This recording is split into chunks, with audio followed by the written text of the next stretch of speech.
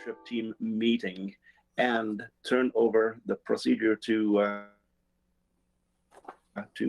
staff. Moody, Mr. Morcarisi, thank you.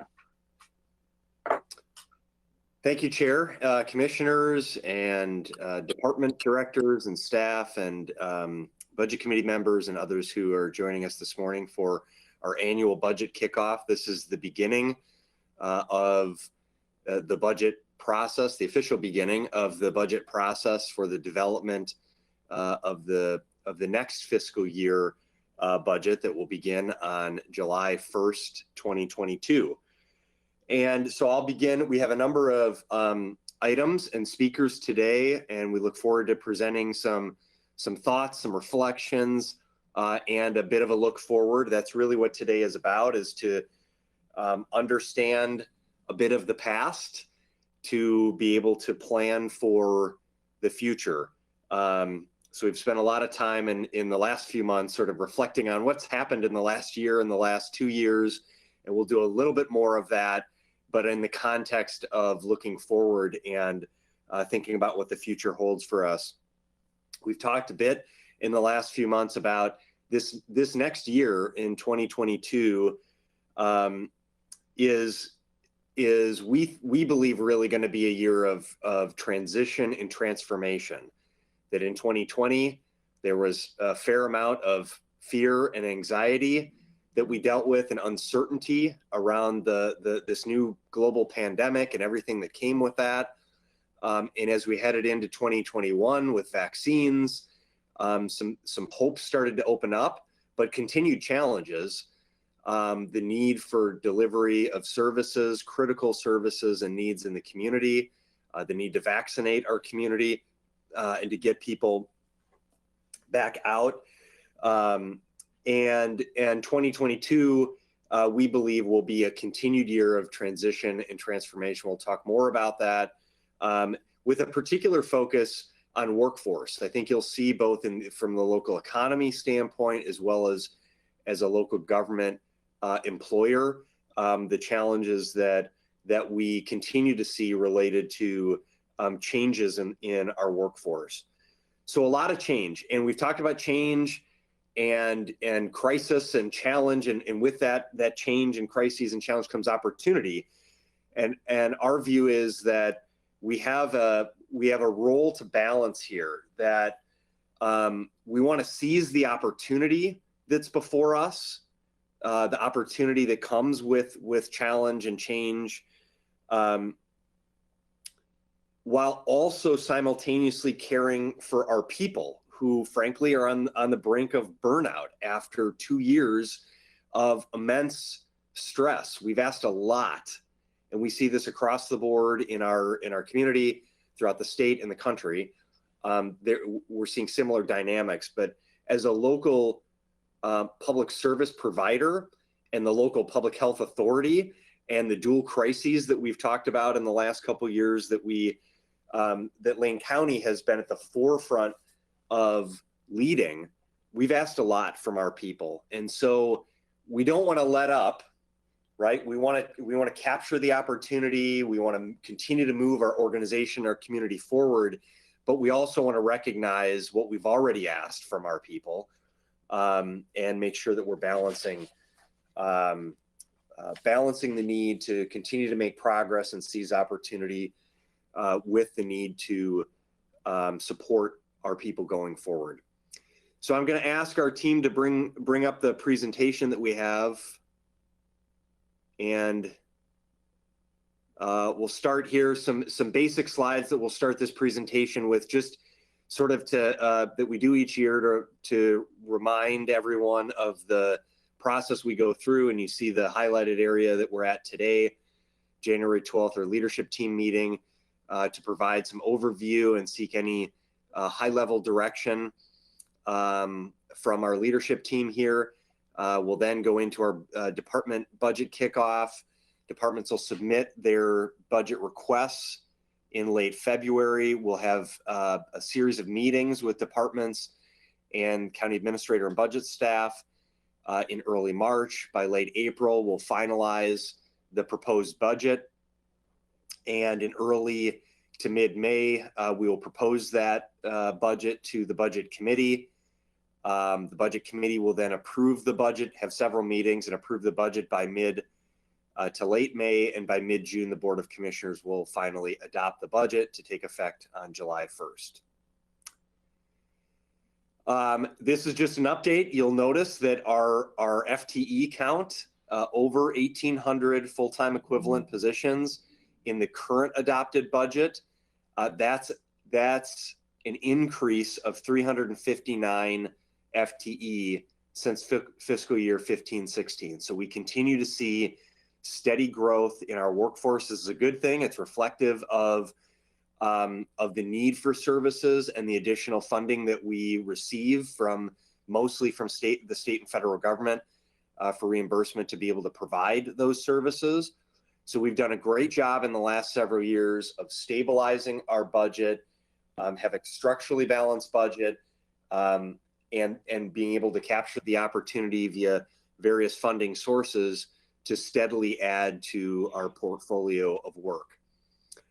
Our adopted budget for the current fiscal year is over $872 million. And you see the 11 departments that we have. We will talk about the potential of the addition of one new department next year. So next slide. And we show this every year. We typically show these separately, and I know it's a lot on one screen, but these two graphics really go together. On the left, you see the 30 plus 36 counties in Oregon and the tax rates. And so at the top, you can scroll in and see Josephine County has the lowest permanent property tax rate in Oregon, and Sherman County has the highest permanent property tax rate. The red circles are our comparable counties that we typically compare to: Deschutes County, Jackson, Washington, Clackamas, and Marion. And you see the arrow pointing to Lane County. Lane County has the 7th lowest permanent property tax rate in the state. An interesting point to note is that while Deschutes County is slightly lower, are they lower? Actually, they're the exact same. Their permanent rate is the exact same as Lane County's. They have 2 public safety districts that have separate permanent rates from their general county rate. And those 2 public safety districts fund all of their public safety systems. So I think the sheriff who's here would tell you that Deschutes County has a very desirable public safety system because it's well funded, and it's 2 permanent rates that really allow them to invest significantly in their public safety system. So their permanent rate of $1.28, the same as Lane County, doesn't reflect those other 2. Our permanent rate reflects the fact that our public safety system is funded out of that permanent rate, with a bit of an add-on from the public safety levy that was first adopted, the 5-year levy that was first adopted in 2013. So this shows you, so that's what the left shows you, and then on the right you see, of course, the graphic on secure rural schools. And this is sort of the perfect storm story of Lane County, that we have always historically had an artificially low permanent property tax rate because we always had a lot of timber revenue to fund public safety and roads and other critical services in the county. But as changes in federal law happened, logging on federal lands declined. And at the same time, in the mid-90s, you had changes at the state level that froze permanent rates across the state. That really was the perfect storm, that Lane County was frozen at this artificially low level because we didn't need a high property tax rate when we had all the federal funding, but then that rate got frozen. And at the same time, all of this, the federal funding that has supported our services has largely dried up. An 81% reduction since 2021 wiped off our books. So that really is kind of, in a nutshell, the story of where we continue to be with a really low permanent property tax rate. And we've been sort of forced to chase after these 5-year levies to piece together services and do the best we can with the limited resources that we have. So the next slide shows you what we've done in the last several years pushing a decade here, we've really said, okay, we can't change our permanent property tax rate. That's determined by state law. We can go out and do these 5-year levies, and that requires us to convince the voters that the services we're in need of funding are really critical. And we know that that's a difficult task because particularly of the number of local government agencies that are all going out and doing the same thing. And so we end up competing for those limited tax dollars in the community. And so we've said, well, what we need to do at the very least is get our own fiscal house in order and manage the resources that we have so that we can demonstrate to taxpayers that we're good stewards of their resources. And when we do go out and ask for additional funding or renewal of existing funding, that they can have confidence that the money that they provide to Lane County is well used. So these 4 goals really have been focused on, and they remain consistent because we're not trying to reinvent the wheel every year. We're saying, let's make sure that we create long-term financial stability through a structurally balanced budget. We have done that. We're going on, I believe, 5, hopefully 6 years of a mostly structurally balanced budget where all of our funds meet or exceed the board reserve policy and where our revenues equal our expenses, where we're not burning through reserves to fund operations. We've also focused on improving our bond rating, and you see that those steady increases from 2017 raised to a AA2 in 2019, raised to a AA1. I will note that Moody's just reviewed us again, and they confirmed our rate at AA1, which is great. They were, we pushed for a AAA, which is the highest rating. It's the only place we have to go. There's only a handful of local governments statewide that have a AAA rating. It's very hard to achieve. And frankly, getting to a AAA is going to require some significant changes in our local economy as much as anything. But here's what Moody's had to say. They said that the county's strong financial position, they said our continued AA1 rating primarily reflects the county's strong financial position supported by prudent management and a large tax base anchored by the University of Oregon that has a AA2 negative bond rating, I would note.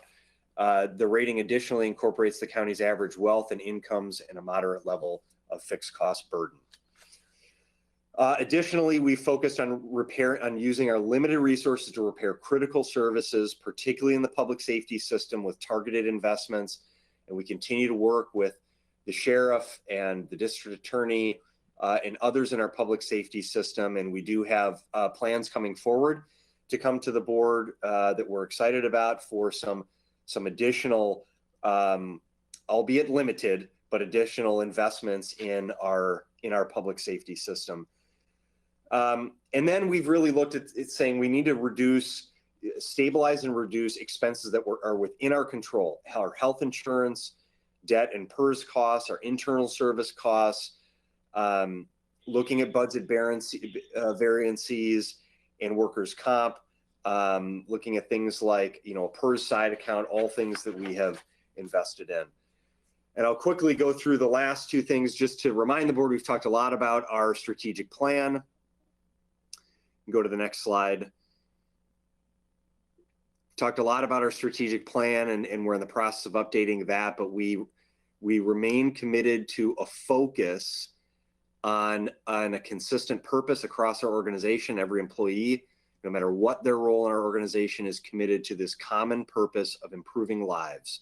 Doesn't matter what your task is every day. Every person in our organization is contributing to improving lives in our community. And as an organization, we're focused on responsibly managing the limited resources we have to deliver vital community-centered services with passion, drive, and focus. We continue to invest in our 3 lenses of financial stewardship, equity, and collective impact. And then our core behaviors that we've talked about recently with the departure of one of our longstanding leaders, Karen Gaffney, who reflects these. The people in our organization that when we are at our best, we are acting with passion to serve our community. We're acting with drive to connect with others and a focus on solving problems. So that strategic plan specifically, and you can go to the next slide, is it continues to be focused on a safe, healthy county, vibrant communities, robust infrastructure, and you've seen most recently a bit of a pivot to our people and organizational health, which I mentioned at the forefront, and you'll hear more about workforce changes and challenges and our desires there. You see these other plans that exist that we continue to develop and incorporate into our overall strategic planning efforts. So all of this is an effort at saying we're doing a lot of work, but let's try to remain focused and aligned in that work so that we achieve the goals that are ahead of us. So with that, I'll conclude for now, and I want to invite Brian Rooney to join us. We're pleased every year to have Brian Rooney, our state economist for Lane County, discuss the local economic updates. So thank you, Brian, for being with us, and I'll turn it over to you. Good morning, everyone. Good to see you. I guess everybody knows who I am and what the date is. I guess, Tanya, if you're moving the slides. Yes, thank you.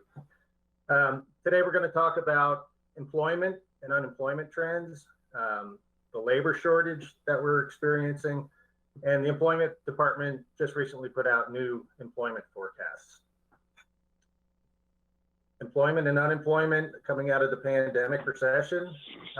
This is total non-farm payroll employment, and you can see the Great Recession, and we peaked in early 2020, and then had a huge drop with the restrictions because of the COVID pandemic, and then a relatively rapid recovery that bogged down a little bit this time last year because we had a spike in COVID cases. And then in the past several months, Lane County has added jobs rapidly again, and that's helped by students being back on campus and the University of Oregon being fully open. Lane County lost 24,900 jobs in the spring of 2020. That's 15% of the jobs that we had at the time. As of November of 2021, we've gained back about 76% of what was lost. Statewide, Oregon lost 14% in the spring of 2020, and by November had gained back 79%. So we're tracking pretty well with the state. Other areas that had high concentrations of jobs in restaurants and hotels, like the North Coast, were harder hit during the pandemic. As I said, it's a relatively fast jobs recovery. This chart compares the COVID recession, the red line, and the Great Recession, the blue line. So we're 22 months after the beginning of the COVID recession. During the Great Recession, we were still losing jobs after 22 months. And to look at how rapidly we're regaining jobs, Lane County employers added 9,500 jobs in the first 11 months of 2021. And that's about as many jobs as were added in the 48 months leading up to the pandemic recession. So again, kind of a whiplash labor market. So this is the change in industry employment over the past year. We don't have seasonally adjusted data at the industry level, so we have to look at over the year changes to see how industries are doing. At the top are the goods producing industries. They weren't as affected by COVID restrictions, so their rebound isn't as strong. They didn't lose as much, and they don't have as much to gain back. But we're seeing some substantial growth there. On down the line, retail trade is having a strong rebound. There's a lot of demand out there. Household incomes are up, and that's benefiting retail trade. Information's kind of interesting. That's where software publishers, print publishers, and the media is located. And those people pretty much can work from home or work through the pandemic. So there's really not much of a rebound from the pandemic restrictions there. On down the line, education and health services. That's private education and health services. We're seeing some problems with the labor force there, burnout, because of the nature of the pandemic, where it's on again, off again. In education, it's hard to be consistent and keep a consistent schedule. And in health services, the pandemic just keeps dragging on and on for workers there. Leisure and hospitality is having a strong rebound, and Lane County might have a bit of an advantage there with the students back on campus. We're avoiding some of the labor shortage in leisure and hospitality and in retail, especially in the area around the university. The gain in government at the bottom is all education, including the University of Oregon. And as I said, we're seeing some problems with consistency just because of the nature of the pandemic. It's hard to keep a consistent schedule, but so far, at least at the University of Oregon, they've been able to maintain business as usual. Total payroll is up 8,100 jobs, or 5.4% over the year. So again, rapid growth over the past year. Unemployment rates, since employment's been growing rapidly, the unemployment rate has been coming down rapidly. Lane County's November 2021 unemployment rate stood at 4.6%, and that's down from 6.6% in November 2020, and down from a high of 14.4% in April 2020. Oregon's statewide rate was 4.2% in November, and the statewide rate 4.2%. So we're only slightly higher at this point. Unemployment rates by county. This has been reshuffled a little bit, I guess, because of the pandemic. We're seeing it's a little different than pre-pandemic, when urban areas and the Willamette Valley generally had the low unemployment rates, and then rural areas in Eastern Oregon had higher rates. So we're seeing out in Eastern Oregon, Wheeler County has the lowest rate at 2.8%. Wheeler County is very sparsely populated, and they weren't very much affected by the pandemic and the restrictions. You can see Harney County has a relatively low rate also. Some of the higher rates are places that are more dependent on leisure and hospitality and tourism, Lincoln County and Deschutes County being two of them. So a little different situation there with unemployment rates compared to the past. Okay, so coming out of the pandemic, we have this labor shortage. This is job vacancies by quarter for Lane County. And you can see we were kind of chugging along. Job vacancies were down a little bit in the beginning of the pandemic. But in the summer of 2021, we started seeing a lot of demand for goods and services. And employers really wanted to take advantage of that demand. So there were a lot of vacancies. These are private sector job vacancies. So there were at least 11,203 job openings as of September 2021 in Lane County that employers were trying to fill. So what's fueling record job vacancies? Well, first, the economy got a lot more stimulus from the federal government compared to the Great Recession. This chart shows federal stimulus in trillions of dollars on the vertical, and days after the beginning of the recession on the horizontal. So for the pandemic recession, we could see almost immediately we started getting federal funding.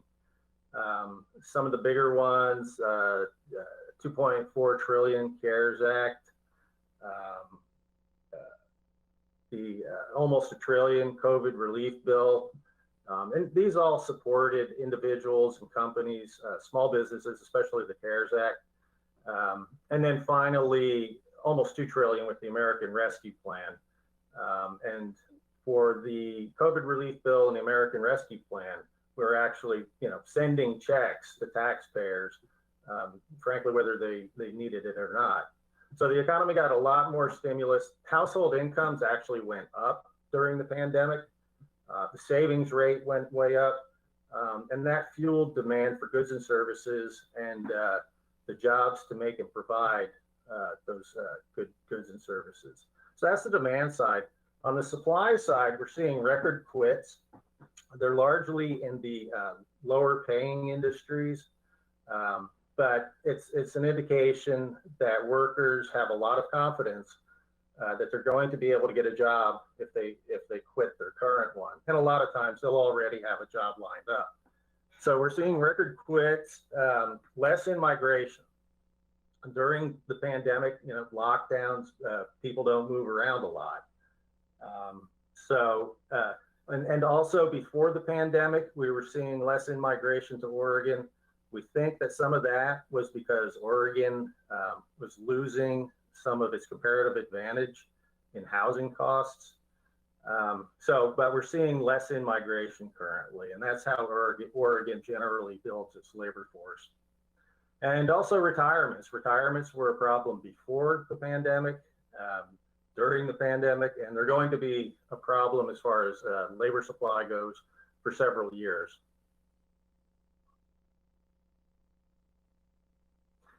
Okay, so will the end of enhanced unemployment insurance also end worker shortages?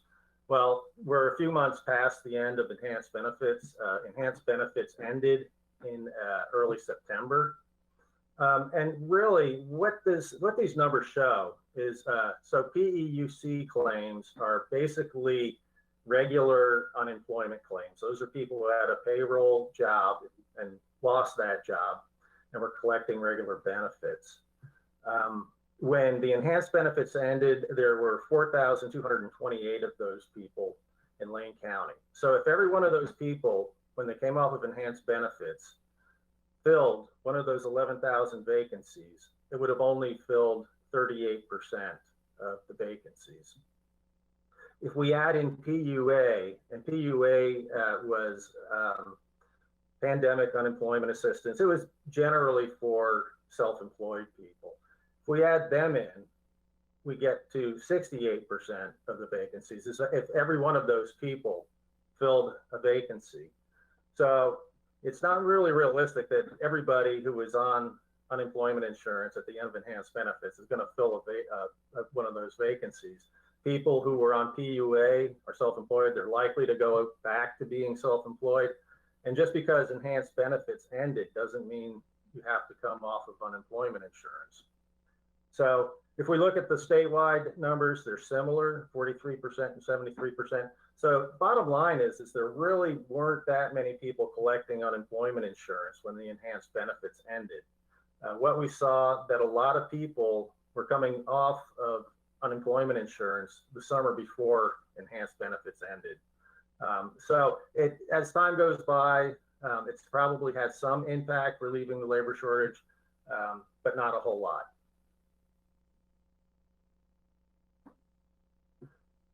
This is Oregon job vacancies by industry. It just goes to show how broad-based the labor shortage is. Retail trade, manufacturing, professional and technical services, and financial activities reported record levels of job vacancies in the summer of 2021. Healthcare and social assistance has always had a high level of vacancies. There's a lot of demand for healthcare these days. Struggling beyond September. So September is when the enhanced benefits ended. This is a look at the growth in retirements. This is people 16 plus, not in Oregon's labor force. And this top line it's because the reason that they're not in the labor force is because they're retired. And these retirements grew by 21%, 2016 to 2019, and got to this elevated level and have remained at the elevated level through the pandemic. That elevated level is likely to remain because Lane County's share of workers 55 plus is about 25% right now. So a quarter of the labor force is likely to retire in the next 10 to 15 years. So again, retirements are going to be a problem for years to come when it comes to labor supply. Okay, so some workers still have barriers getting back to work, and I think that this gives us some optimism about labor supply going forward. If we look at the chart, and this is from the Pulse survey at the Census Bureau, Oregon adults not working and not retired at the time of the survey by reason for not working. So the top one is caring for children not in school or daycare. As we go on down the line, caring for someone or sick myself with COVID symptoms, laid off or furloughed due to the coronavirus pandemic, concerned about getting or spreading COVID. So these are things that should get better as time goes by. Schools are reopening. As I said before, the schools are having a hard time keeping a consistent schedule. That really doesn't help the child care shortage. But as we go forward, schools reopening, and hopefully we'll be able to take care of some of the child care shortage that we've seen not only before the pandemic, but it was exacerbated by the pandemic. So hopefully we'll be able to take care of some of the child care shortage going forward. Sickness from a COVID should be abating as we either learn to live with the pandemic or get past it. Same thing with concern of getting COVID. People are getting vaccinated and learning to live with the pandemic. So we should be getting more people into the labor force because of those things.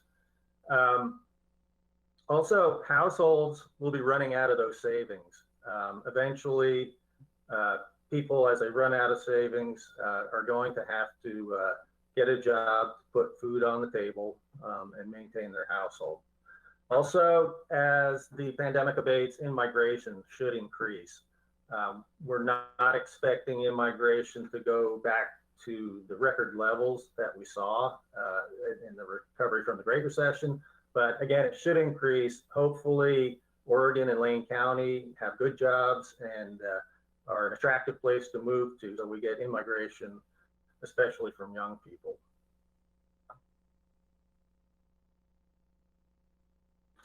Okay, finally, our forecast. This is Lane County jobs are projected to increase by 15%. Leisure and hospitality has the most jobs due to recovery from the COVID-19 recession. We go down the line, private education and health services, both a rebound and growth in demand coming out of the COVID recession. State government is kind of interesting in Lane County. The state hospital is expanding out in Junction City. Manufacturing has some reasonable growth going forward. So most industries are expected to grow. We grow by 15% for total employment. Oregon statewide increases by 16%, so we're tracking pretty well again there.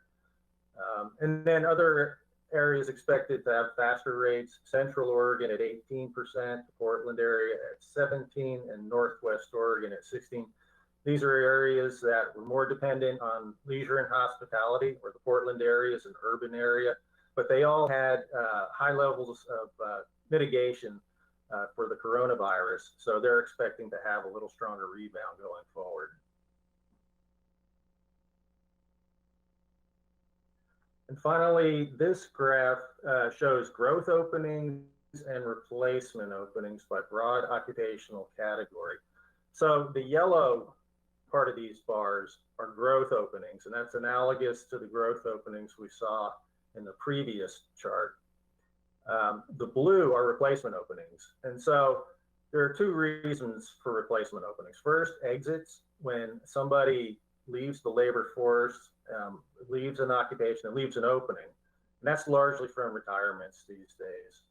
And then there are transfer openings, when somebody stays in the labor force but changes an occupation, leaving an opening, and that's largely from advancement or switch occupations. So the bottom line here is that going forward, there's a lot of opportunity for people if they have the right soft skills, education, and training.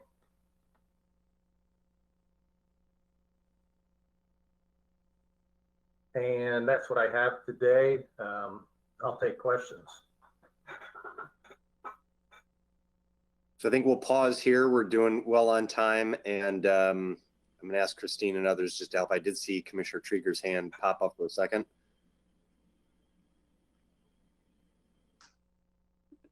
Thank you. Good morning, everyone. Thank you for this report. It's interesting, but it's really incomplete, in my opinion. The job numbers don't really tell the story of an economy. They're just one piece of it. And so without seeing wages layered over those jobs, it's challenging to really get a handle on have a handle on the conditions of folks living in our community, but this report doesn't really reflect it. And so I'm really, I would love to see that, or have you direct me to where I can find that information at OED, because slide after slide shows the industries that are adding the most jobs are in many cases some of the lowest wage jobs. And we know that those are predominantly filled by largely people of color, women of color, healthcare, leisure, and recreation. And then I just can't help but look at that piece about people caring for, childcare needs and elder care. The fixes to the childcare system are going to take a very long time. And we know that women left the workforce at a rate of 4 times greater than men during the pandemic. And that at least a quarter of them cited childcare as the thing that will keep them out of the workforce longer term. Even, your piece about caring for children not in childcare or daycare or school, even those with children in daycare or schools, it's inadequate. The hours don't line up with work hours. The calendar doesn't line up with long breaks. So this is really interesting information, but to me, in terms of the condition of people living in our community and what they need and the services that we provide and to whom we provide them, it's really incomplete without a little more about the wages that people are earning and what those industries that are seeing growth are doing. We're just seeing a layered effect of what happened in the 2008 recession, where people who lost work, even when those jobs came back, they're lower wages. These are not folks with savings or cushions. And so, the hurrier they get, the behinder they are, or whatever that quote from Alice in Wonderland is, right? So it's great to see the growth in the number of jobs, but to me, it doesn't really paint the picture of our local economy. Right. You're correct that a lot of the job growth is in lower wage jobs. What we had been seeing wage growth, particularly at the lower end. But, currently inflation is eating up a lot of the gains that we're seeing in wage growth. And as you said, childcare it was a problem before the pandemic. I think it was estimated that 75% of the communities in Oregon are childcare deserts. But I will get back with you about more complete wage information. I know Oregon Economic Analysis just overall is not predicting real wage growth going forward for several years, partly because of the higher inflation. But I can get back with you a little bit more about wages and how that's going. That would be great. Thanks. I understand wage growth, but if you're growing from a place that's so far in the basement, then the growth doesn't really get you where you need to go as a worker. So thank you very much. Commissioner Farr, were you wanting to? I want to ask commissioners first if they have any questions or comments, and then we can go to others. Commissioner Farr. Yeah, thank you, Mr. Morgaisi, and thank you for putting me in the queue. And a reminder that I'm not chairing this meeting. I'm just we all have the same status as commissioners in this meeting. And Mr. Rooney, thanks for the presentation. I always look forward to this particular presentation. And tagging along with Commissioner Trieger's remarks, I wasn't going to raise my hand other than to ask this. I have historically always presumed that manufacturing jobs are some of the higher paying jobs. And I've always presumed that the jobs in government, public sector jobs, tend to be above the median, that are higher paying jobs. It's service jobs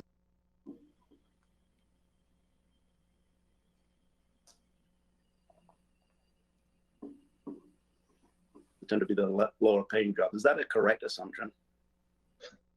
I lost part of your comment. Yes. You know what? I'm.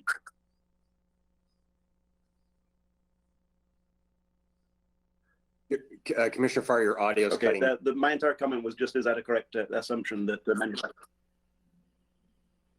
Then take. Yes, to an extent. The manufacturing, it depends what type of manufacturing. For instance, food processing tends to be average wages. Wood products manufacturing used to be high wage, and now they're more average wage. But it depends on the skill level and the technology that you're using. But yeah, manufacturing jobs tend to pay pretty well and have good benefits. So there is that.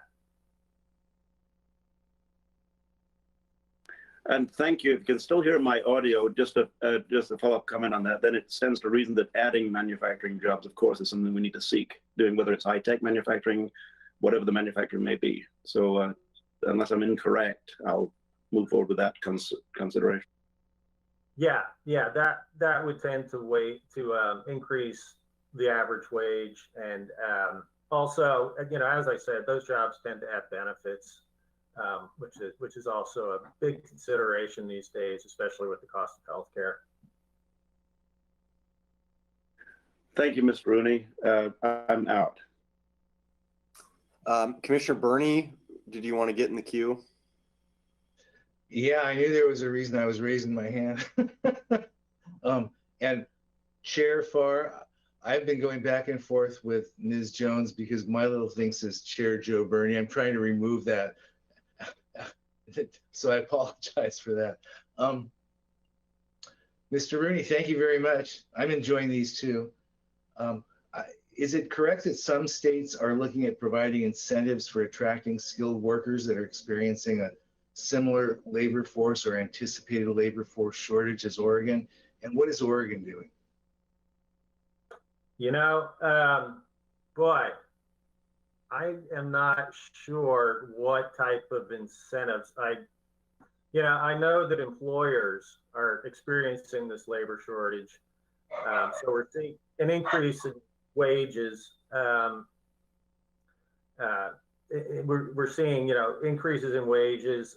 More flexibility with time is an important thing also for employers to do to attract employees. But to tell you the truth, I don't know if Oregon is doing anything as an incentive to attract workers to the state. Okay. I could look that up for you. Oh, you know what? I'm guessing and fearing you're correct, but sure, if you find something, I'd love to know. Okay. And if I may, whether Oregon is or not, just a statement, then another couple of questions. It sure seems like we as a state and as units need to look at the emerging workforce, i.e. young people in school, and connecting them, not creating training institutions out of education institutions, but certainly connecting them in terms of soft skills and relationships to where jobs are and where they're projected to be. Especially given your comment about the right set of soft skills, education, and training relates to that. Following up, maybe a different twist on Commissioner Trieger's comment. Do you have any data that, I keep hearing that a very large portion of our population is 1 or 2 paychecks away from being broke. Do you have any data on average savings per capita or per adult in Lane County? Yeah, I can find out what the savings rate is. As I said before, we know it went up during the pandemic because of all the federal funding that people received. But frankly, I'm not sure where that has trended and what the latest data is on that. So I'll look that up for you. No, that's very kind of you. And another question, and this one is on inflation, because you mentioned that. It seems, what is the inflation rate, and then officially, and then what is the unofficial inflation rate? Because it's real assets right? That are just inflating incredibly, but sometimes the way the government measures that doesn't really get at what people are really seeing in their lives. Does that make sense? Well, the consumer price index nationally just came out today. It's 7% over the year, and that's the highest rate since 1982. If there's a silver lining in today's report, it was that over the month, inflation increased by 0.5 compared to 0.8 in November. So, you know, if the over the month keeps trending down, that would be a positive. As far as asset inflation, why, you know, that's interesting. You know, we know that the cost of housing has increased, you know, at a very rapid rate over the past couple of years. You know, it's good for homeowners that your asset is increasing in value, but it makes it difficult for people who are trying to buy a home. And that, you know, that's probably most people, that's their biggest asset, is their home and their property. So is that getting at what you're? Oh, absolutely, as much as anyone could. And final comment, thanks for this time. Commissioner Trieger, as someone who was weaned in the study of economics, and you're trying to get at quality of life, not necessarily quantity of life, and then the distribution amongst different groups. I can tell you I was eternally frustrated, and I think Robert Kennedy's quote sums it up best when he said, back then it was GNP, I guess it's GDP now, but gross national product measures everything except what's important. Thank you very much. I'm done. Okay, anyone else? I can't see everybody. So do we have any other questions or comments for Mr. Rooney? Okay, thank you, Mr. Rooney. Appreciate your information and the commitment to follow up with some additional information. We'll turn it over to Mr. Kyler to walk through state and federal legislative priorities. Thank you. All right, good morning, everybody. I'm going to stay off camera due to bandwidth issues, but I do have three slides that I would like to run through here. One addresses the upcoming short session, one in the state of Oregon, and then the next is the long session coming up next year, and then finally I'm going to touch on some United States congressional and administrative issues. So the first slide here, the short session convenes in a matter of weeks, actually. It's a very dynamic situation, and a couple things actually since I wrote this slide have already changed. But basically, the short session, which is still a relatively new function under Oregon law, is really was designed, at least when it was pitched to voters, to really be just to take care of budgetary issues. And so we will see bills introduced that would amend the Oregon's 21-23 legislatively approved budget. That said, the session has morphed, and there are a great number of policy bills that we'll also see introduced. And so it just, given its 35 days of length or so, it really makes for a challenging environment in terms of the speed at which bills move through the process. Now, after session, the Emergency Board takes over as the funding vehicle for situations that arise, and the legislature typically can be several $100 million to the Emergency Board to have authority over. The Emergency Board is a relatively small subset of the legislature, and it is what we saw manage a lot of the funding streams that were on Mr. Rooney's slides in the earlier days of the pandemic. And local government was not always very happy, frankly, with some of the allocations that the emergency board did make. So we will continue to watch what the emergency board is doing. Now, the state budget is quite healthy, and I think that this was largely a result of that slide that Mr. Rooney showed with all the federal funds coming in. If you recall, back in just after, say, we were in March or April of 2020 at the beginning of the pandemic, there was a real thought that the state budget was going to be heavily impacted. But because of the federal funds and some of the new business tax that the legislature had approved in 2019, the state budget was actually pretty healthy. So there's fairly good reserves. There's still American Rescue Plan funds that either were not fully allocated or will, for whatever reason, be unable to be spent and come back into the legislative milieu. So we'll be keeping our eyes open for that in February. I wanted to also emphasize that state agencies are really already stressed from the current budget appropriations. We saw a number of appropriations that were made to agencies in the 2021 session that the money still has not flowed out of those agencies because of staffing levels and the sheer volume of money that they were appropriated. So this is a real challenge, is to watch the functionality of state agencies with respect to their ability to actually move money from the appropriation that they received into the recipients that the legislature directed. Here is a bullet that has changed. The race for governor includes 2 seated members. Speaker Kotek, Tina Kotek from Portland, is running for governor, and she actually just very recently announced her resignation.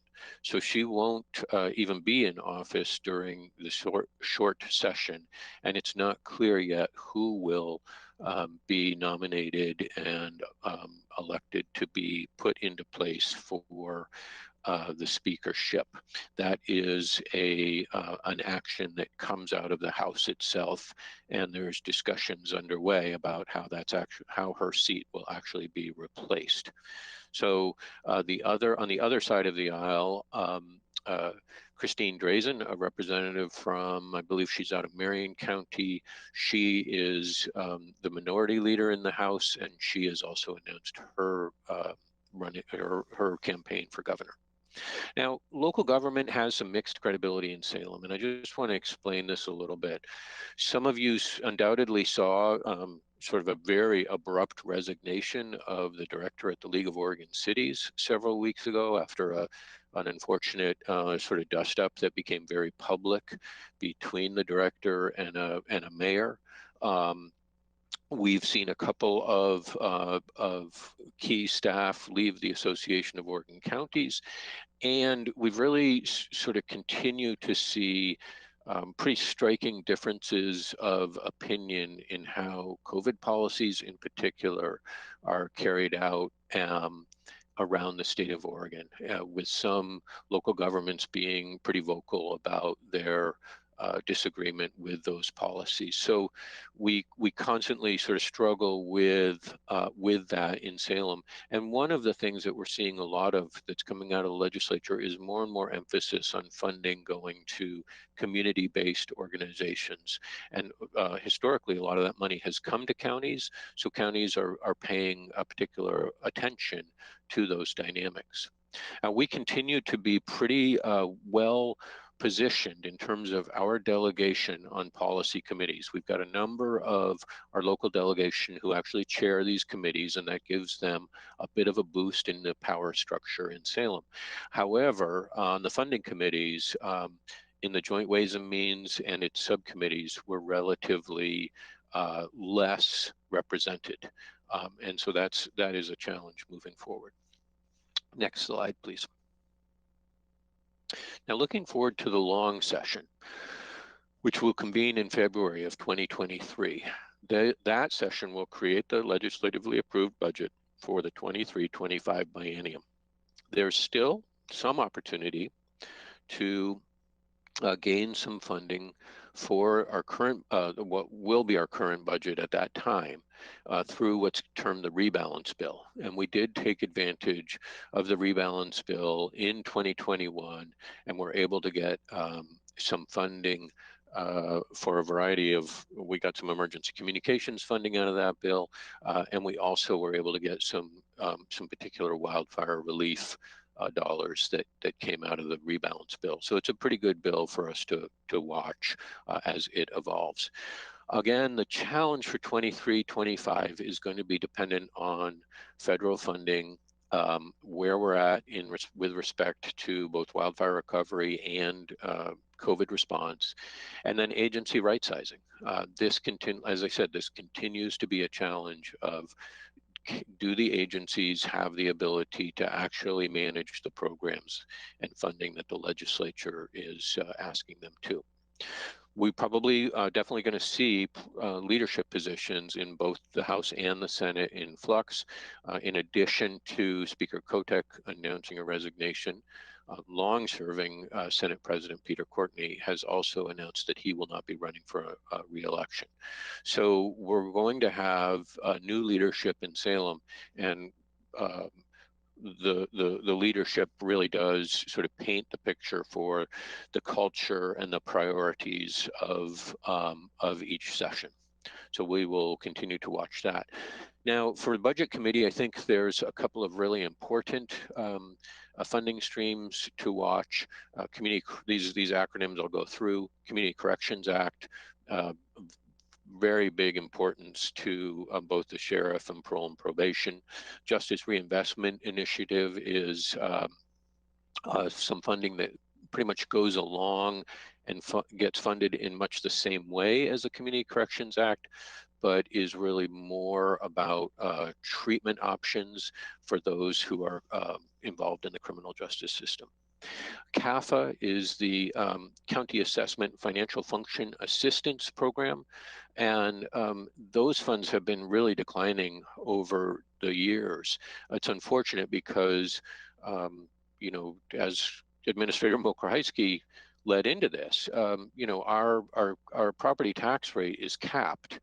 And one of the ways that we still have the ability to receive revenue under the property tax system is to make sure that our assessments are all up to date. And that county assistance, the CAFA program, is really what helps ensure that our assessor's office is healthy enough to actually perform those duties. So that's another fund that we continue to keep our eyes on. State Homeless Assistance Program, obviously we've more and more reliant on ensuring that we've got adequate funds coming down to local government to help us with the homelessness issues that we're faced with. And then finally, ARPA, the American Rescue Plan Act.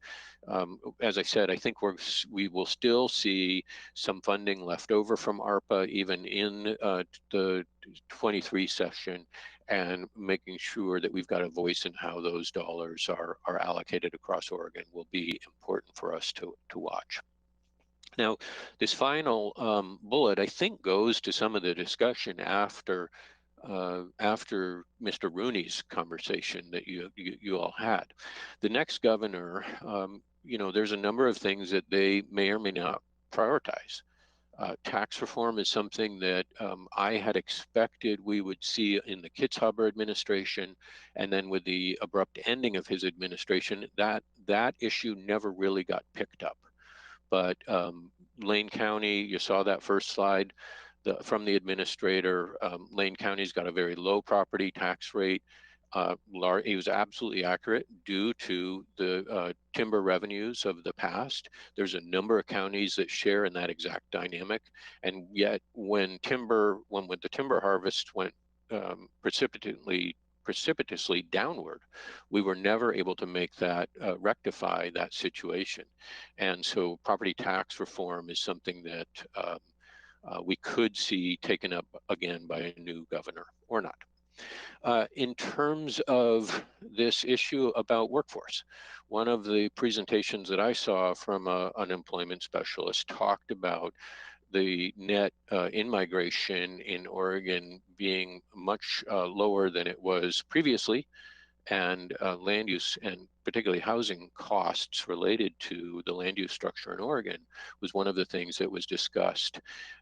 And so we may be seeing folks who would normally come to Oregon might be leaving for other states or deciding to land in other states where housing costs are much lower. And land use policies do really have an impact on how housing costs are in this state.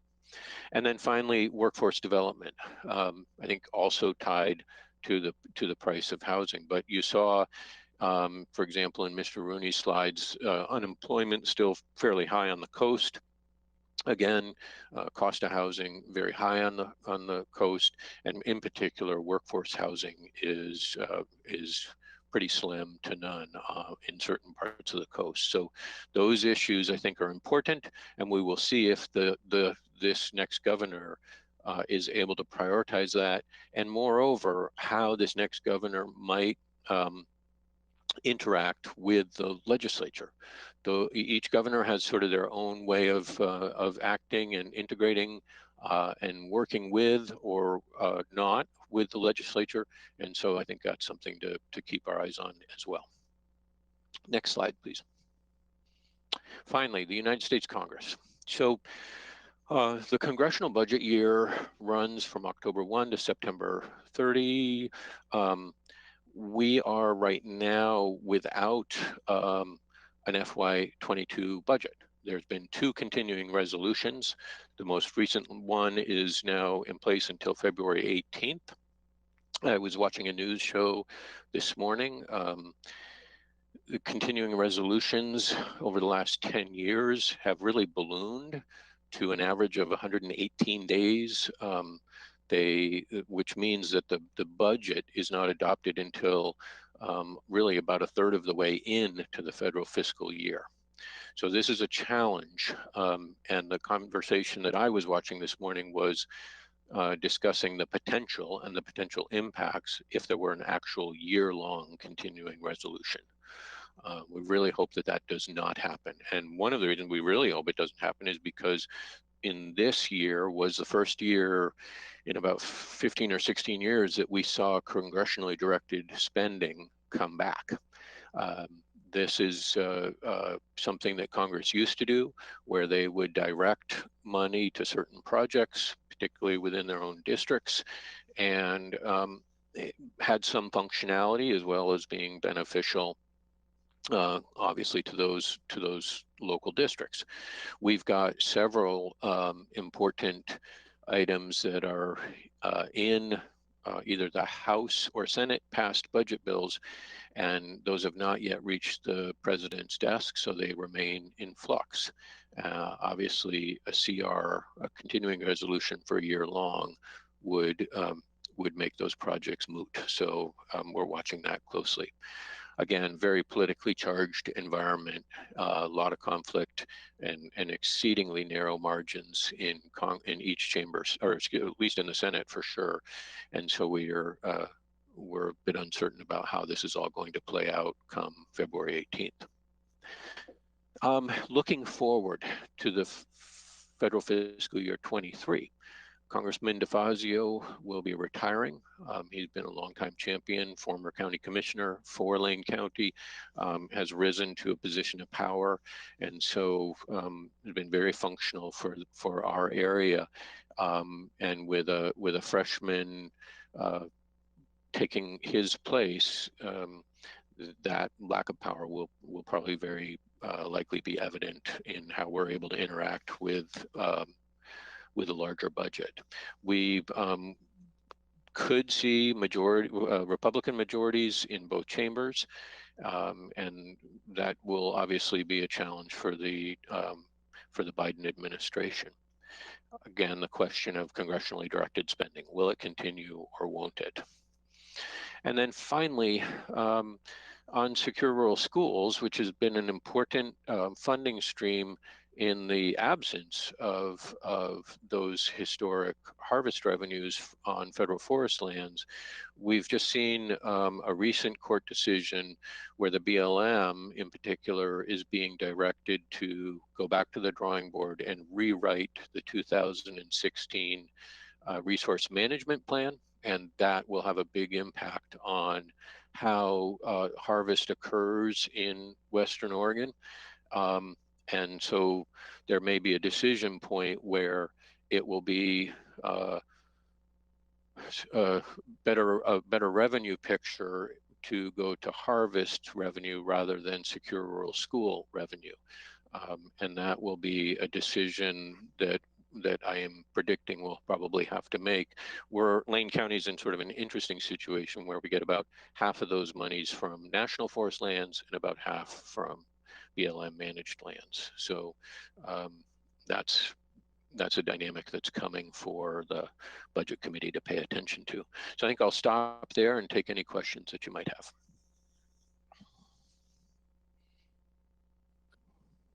Okay, do we have any questions for Alex?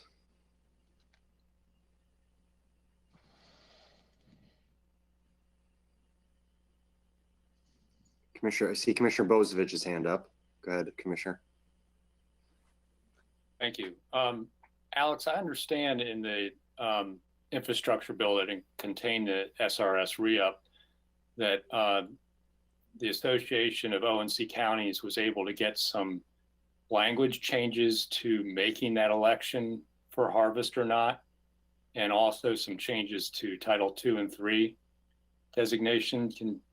Can you kind of, didn't that kind of make it easier for us to make that harvest versus choice a little bit later or something? I'm not quite sure I understand the full implications of that. Not sure if you're up to speed on it either.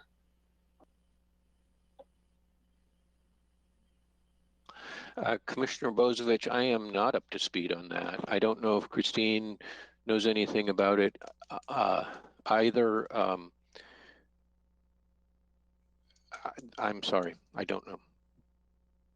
Okay, I was speaking with Tim Freeman about it the other day, but I'll try and see if I can get some clarification from Tim. But my understanding is they put some flexibility into that specifically for the O&C counties, because we do have that differential between Forest Service and BLM harvest levels.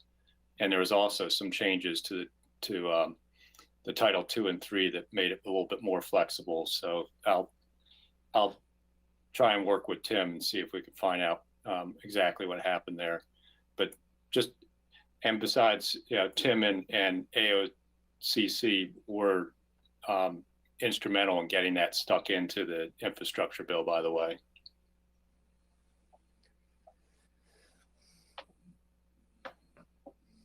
Thanks. Anyone else? Any other questions, comments? I can't see everybody.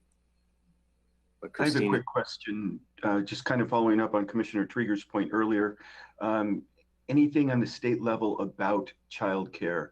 If we're really looking at childcare deserts of considerable size, do we expect any activity coming forward? Greg, I'm expecting there is. I'm not aware of specifics around that, but I know there has been, the legislature has definitely been paying attention to the workforce issues, particularly in both the physical and behavioral health fields. And I know that childcare is on their radar screen. I don't know exactly what will be queued up in terms of helping to mitigate the situation that we're experiencing in Oregon, but certainly will flag it when it pops up. I can add to that if I may. I just specifically, I do think there's work being done specifically to increase the subsidy rates for providers, set up a state childcare provider grant program, and making sure there's adequate funding for the newly created Department of Early Learning and Care. So as far as I know, those are things that I think they're going to start more like laying the groundwork in the short session to set it up for action the following year. Hey, Commissioner Farr, did you have your hand up? Mr. Mokarisi, thank you. I did. I was going to ask a couple of questions regarding the problems with congressional direction of funding in the budgetary process, which I believe there are problems. And I was also going to talk about the problems with the partisan nature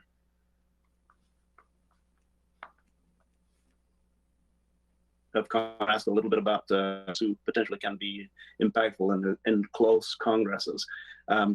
I'm not going to belabor this committee with that, or this group with that. I'll ask those questions later. And Mr. Kyler, you and I can perhaps talk about that. Okay, anyone else? I'm not hearing or seeing anyone, so we'll keep moving.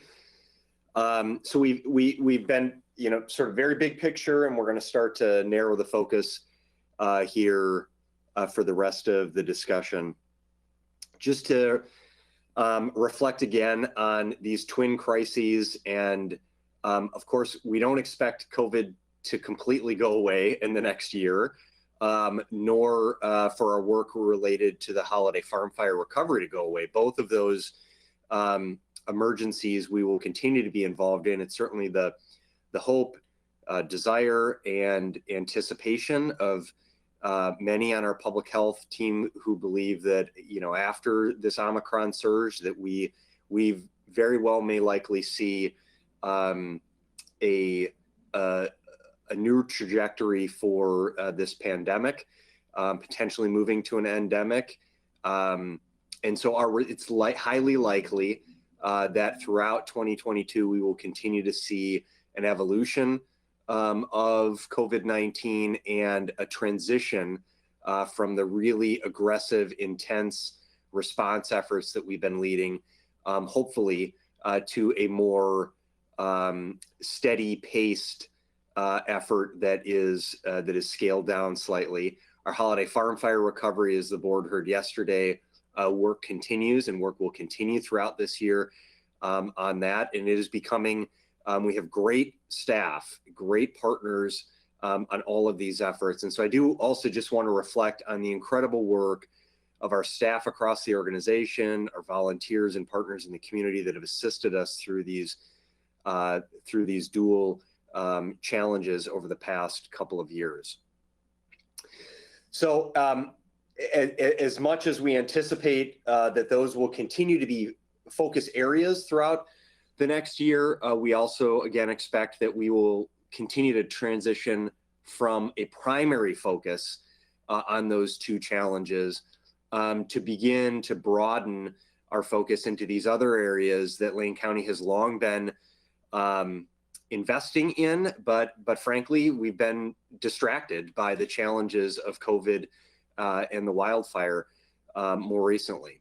So the other policy priorities that we anticipate we will reconnect significantly and continue to pursue progress and investment in over the course of the next year and several years include housing and shelter, climate action, public safety and behavioral health system, and the American Rescue Plan and federal infrastructure package, and making sure that all of these areas are going to require leadership and engagement on behalf of Lane County, but we will not be the only organization that is responsible for making investments, partnering, and stepping up to solve the challenges, particularly related to housing and shelter and climate action. I would say those two in particular will require investment and partnership with others in the community.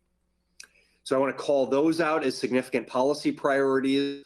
I also want to note that we, in our effort to continue to look at how we can, the areas of our organization that have been historically underinvested or lacked the support that's needed. We've had a number of conversations just as we continue to look at our overall public safety system and investments in areas like the DA's office and the sheriff's office to make sure that we're making those targeted investments to allow our public safety system to do the work that it needs to do. That we're also identifying, structurally where we have challenges within that public safety system. We have for many years talked about our parole and probation function, as well as our youth services function. And so as we pivot to this concept of a new department, I want to just reflect on when I came to Lane County in 2014. Shortly before that, our youth services function had been its own department. And due to budget cuts and significant challenges in 2012, due to the continued decline in secure rural schools funding and forced budget cuts that Lane County was having to contemplate, youth services, the Department of Youth Services was dissolved, and that department was rolled into the really large Department of Health and Human Services, where it's been to this day. Additionally, parole and probation had bounced around the organization, had been in the sheriff's office, had been in, and had, when I came, had been in county administration.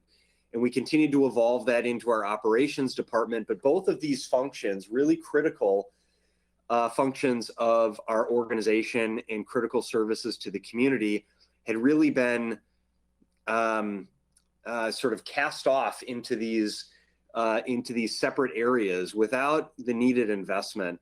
And so we've had a lot of conversations over the years about how we could do that better. And in this last year, we've advanced that conversation and felt that now is the time to really make the investment necessary in both youth services and parole and probation. And so we anticipate there will be a proposal in the proposed budget that we bring forward for next year that will look at a new department that is not a merger or consolidation, but really a lifting up of these two critical functions in our organization into a new department with new leadership, with new support, to allow those areas to continue to thrive for the unique aspects of both youth services and adult parole and probation, to maintain the unique nature of those functions and disciplines, but also to capture the opportunity for support and collaboration between those disciplines. So we're really excited about that. And I'll say the thing I'm probably most excited about is the engagement with our staff. That over the past 20 plus years, I've been involved in a number of reorganizations of departments in local government, and I've seen a lot of them done not well. And we've tried to learn from those examples of where it has not been done well and try to do this right by starting with engaging and in listening to our employees in those areas, applying our equity lens, trying to walk the talk around being thoughtful in how we structure a new department, so that it's not just led from the decision makers in the organization, but really informed by the folks who are doing the work in the field. So more to come on that front. I want to pivot now to a discussion on workforce challenges and opportunities. And you saw Mr. Rooney talked a bit about workforce challenges in the community. And we have some slides we want to reflect on the challenges and opportunities we see within our organization. So we can turn to this next slide. This is going to point, I think you'll see some challenging data here. First, this slide demonstrates the turnover rate year to year from 2016 through 2021. I know this is hard to read all of it, but it really is a reflection of a significant gyration in workforce turnover year to year. So you see the first line up from 16 to 17. In 2017 is when we had the strike. And so not surprisingly, you saw, that created some turmoil and challenge and strife in the organization. And so we saw a rise in turnover in 2017. And then you saw a significant drop in 2018, 19, again in 20, sort of a stabilization of fewer and fewer people leaving the organization.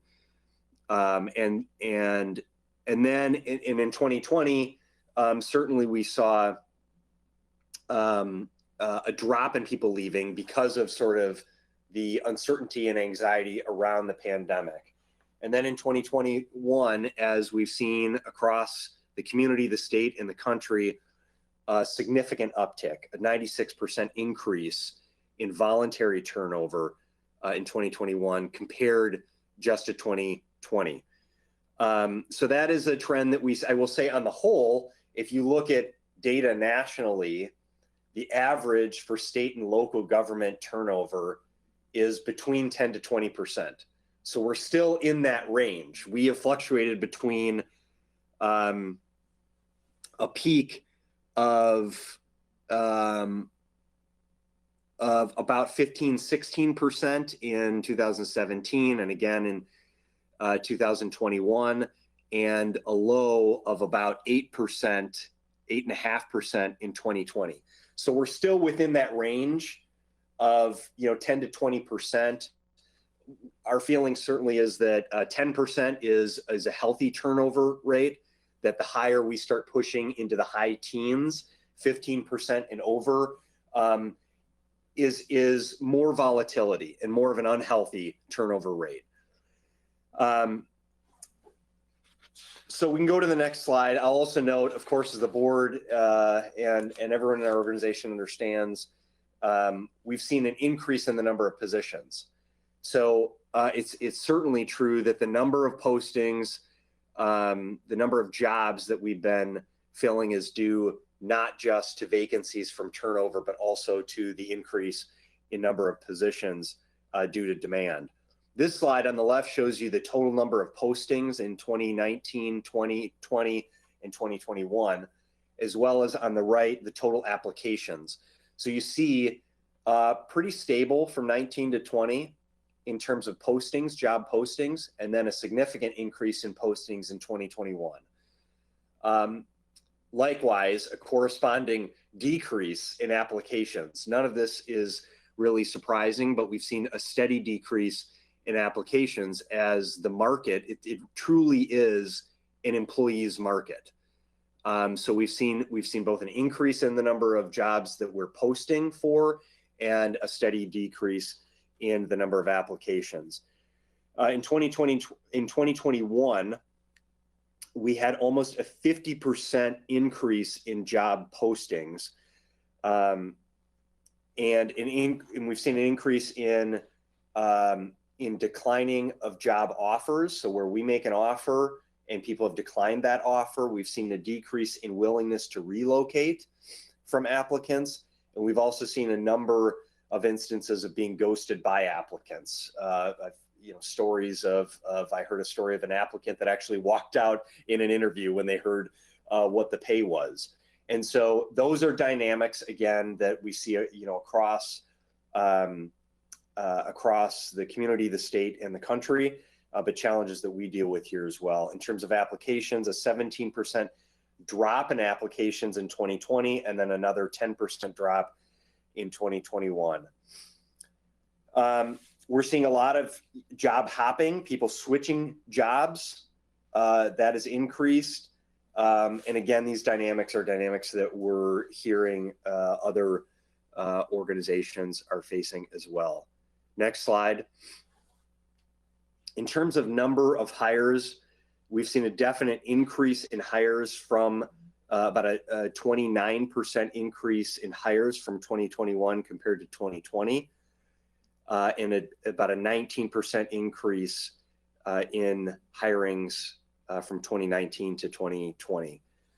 And much of that is due to increase in turnover as well as creation of new FTE.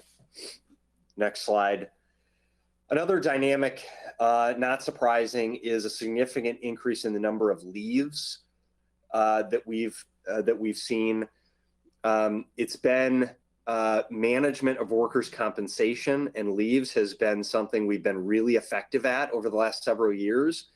And of course, between the pandemic and the wildfires, we've seen a significant increase. In 2020, most of the leaves that we saw were related to childcare, followed by self-care. In 2020, we experienced the wildfires. We also introduced emergency evacuation leave, and we've seen a significant increase in family leave for child-related issues due to COVID from 2019 to 2021. We've seen a 36% increase in workers' compensation leaves between 2019 and 2021, with the biggest increase in 2020, not surprisingly. And then the next slide, last slide here. This actually, I would say, is a real positive, because it's a reflection of our organization's ability to meet employees where they're at. And one of the things that we have really reflected on is looking at what are our employees and what are employees generally looking for. They're looking for flexibility in the work in the workplace. They're looking for employers that are not only that pay the competitive wages and that have flexibility, but that provide the opportunity for employees to meet their various needs, to see the employee as a whole person, not just as a worker that comes in for a job from 8 to 5, but really to understand the challenges that individuals face.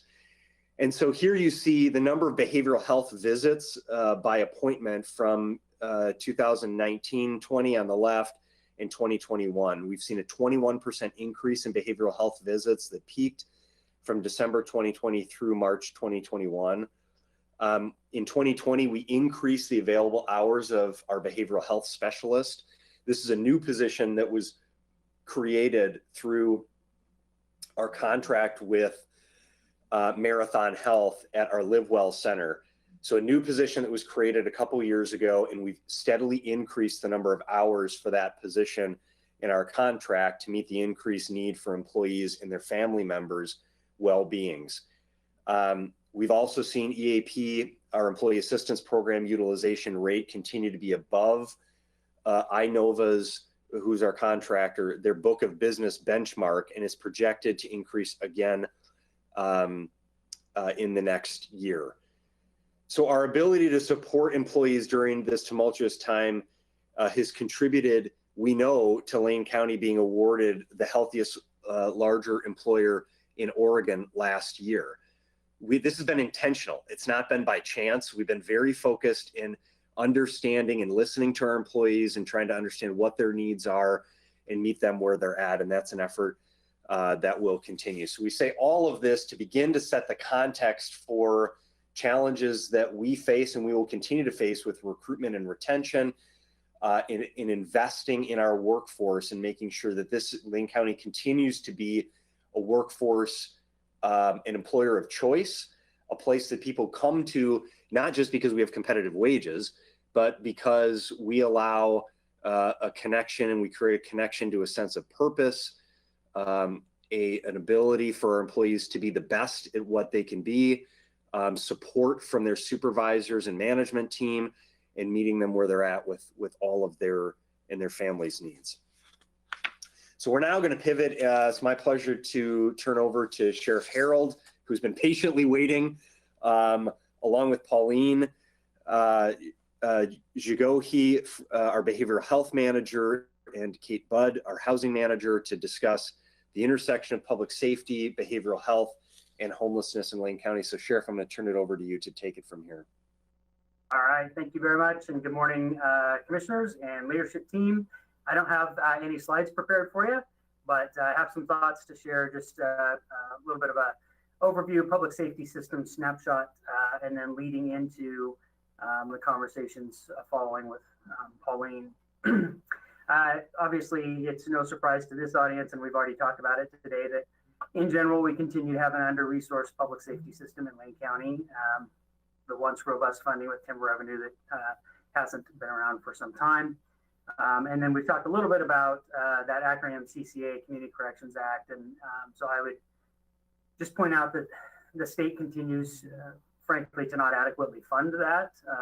And the CCA, of course, shifted responsibilities to counties for public safety system needs, with an agreement to fund those that historically has been declining in their adequately funding that. The local system partners, very thankful that this board has allowed use of ARPA dollars in order to keep the various pieces of the public safety system that are funded with CCA dollars funded at current levels for this last fiscal year. And of course, we continue to be very thankful for the Jail and Youth Services Levy, which provides for those pieces of the system. We still lack stable funding to provide police services to unincorporated Lane County. As a reminder, in order for us to be an average county in our deputies per 1,000 population, we'd need to hire 60 more deputy sheriffs to provide that service. And we still lack stable funding for our district attorney's office, which has been exacerbated by COVID impacts. Little discussion with our DA, Patty Perlow. There's over 600 adult cases set for trial in 2022 for the 23 attorneys in her office. They've processed 371 motions to set aside convictions in 2021, and they have 171 hearings already scheduled so far in this year. Due to legislative changes, they're already at 53 petitions received for 2022. 29 petitions for resentencing under Senate Bill 819 year to date, which was another legislative change. And they have 408 Measure 11 violent felony cases referred to the office in 2021, 68 of those domestic violence. And this number is about 20% over the 2019 and 2020 numbers for the DA's office. Our Lane County parole and probation officers typically carry extremely high caseloads. Over the last year plus, state prison release activity has been quite high, and unanticipated releases triggered by the state, which is added to the parole and probation workload. That said, the courts being backlogged by COVID, there's been a reduction of individuals being placed on probation because their cases aren't getting through the system. So as those backlog cases get processed through the courts, caseloads could quickly increase even higher. Our jail staff have worked tirelessly, and very, very proud of them, the fashion that they've continued to operate the local jail through the pandemic. COVID precautions have required us to reduce our total jail population because of our inability to fully utilize our dormitory housing situations. We've also had an increase in release activity locally by the state court release officers which work in our jail. And just as a quick reminder, Lane County is a little unique in that we have pretrial release officers who are circuit court employees, not sheriff employees, who are making release decisions pretrial. The state is looking at this system statewide, and they're really trying to, and probably will legislatively move all counties into a program that's more similar to ours. Those state court release officers function under the authority of the Oregon Judicial Department, and the Oregon Chief Justice had given orders to increase release activity due to the pandemic. And so there were an increase in releases from our jail by the courts because of those instructions. And yet, even with the release activity increasing, we still have capacity-based releases of property crime and some misdemeanor assault crimes, and inadequate room for our largest city in the county's municipal court needs. And we have the Oregon State Hospital, which is frequently unable or unwilling to receive new patients, either for the aid and assist or guilty except for insanity, the two paths to the hospital, which when the hospital is unable to receive them, that leaves them sitting in a jail cell until the state hospital will accept them. And you've probably seen in the media, there's been federal and state lawsuits around that. We've talked already today a little bit about workplace or labor market, I should say. And I noted, I haven't watched a lot of national news lately, but they did have a little segment recently on the great walkout on jobs reported nationally across the U.S. And I would say certainly the law enforcement field is really been hit significantly by folks who early in their career have now decided they're going to do something different because the last 2 years weren't what they planned. And then we have folks who are later on in their career pretty invested in this profession. We're probably planning on working 5 years additional, but have opted instead to retire. We saw earlier today the increase in retirements, but folks who probably would have worked the profession a little bit longer, but the last couple of years have worn them out. And so retirements are happening earlier than projected. And we've certainly seen that in our office. We know locally, the Oregon State Police statewide has 100 trooper vacancies, 100 plus trooper vacancies. They're currently very aggressively trying to hire laterals, which is affecting every other local law enforcement agency in the state. And I know that the Eugene Police Department has a significant vacancy of over 20 officer positions that they're trying to hire for. So I think all of these things add up to an increase in a public perception of criminal behavior in our community and the type of criminal behavior. I know I've been reached out to and had an increase in conversations around this. Local business owners reaching out about the brazenness of criminality that they are seeing and that their employees are reporting that has been previously unseen. I've noted an increase in the Eugene Chamber of Commerce interest in the public safety system. We saw really over the course of a couple of years their engagement and endorsement and participation with the city of Eugene around the payroll tax and the community safety initiative that the city of Eugene had engaged in. The Chamber's publishing of the State of Our Homelessness Crisis document. Recently, District Attorney Perlow and I, along with Chief Skinner, were invited to speak to a subcommittee of the Eugene Chamber. And what I am noting now is an increasing awareness on their part that the public safety is a system, and it's a system that's greater than just within the city limits of Eugene. And clearly the county has responsibilities in a number of areas of the public safety system, and that's an area that will just continue to need to be addressed. Also invited, so I've had a lot of engagement actually with residents and business owners in the city of Eugene about the greater system, but also with our residents in unincorporated Lane County. Was recently invited out to visit with the city council of the smaller city of Lowell, as they also are sensing and perceiving an increase in criminal behavior in their small town and are trying to investigate a better understanding of the greater system and also what they might be able to do about it locally. On the upside, try to provide some positivity as well.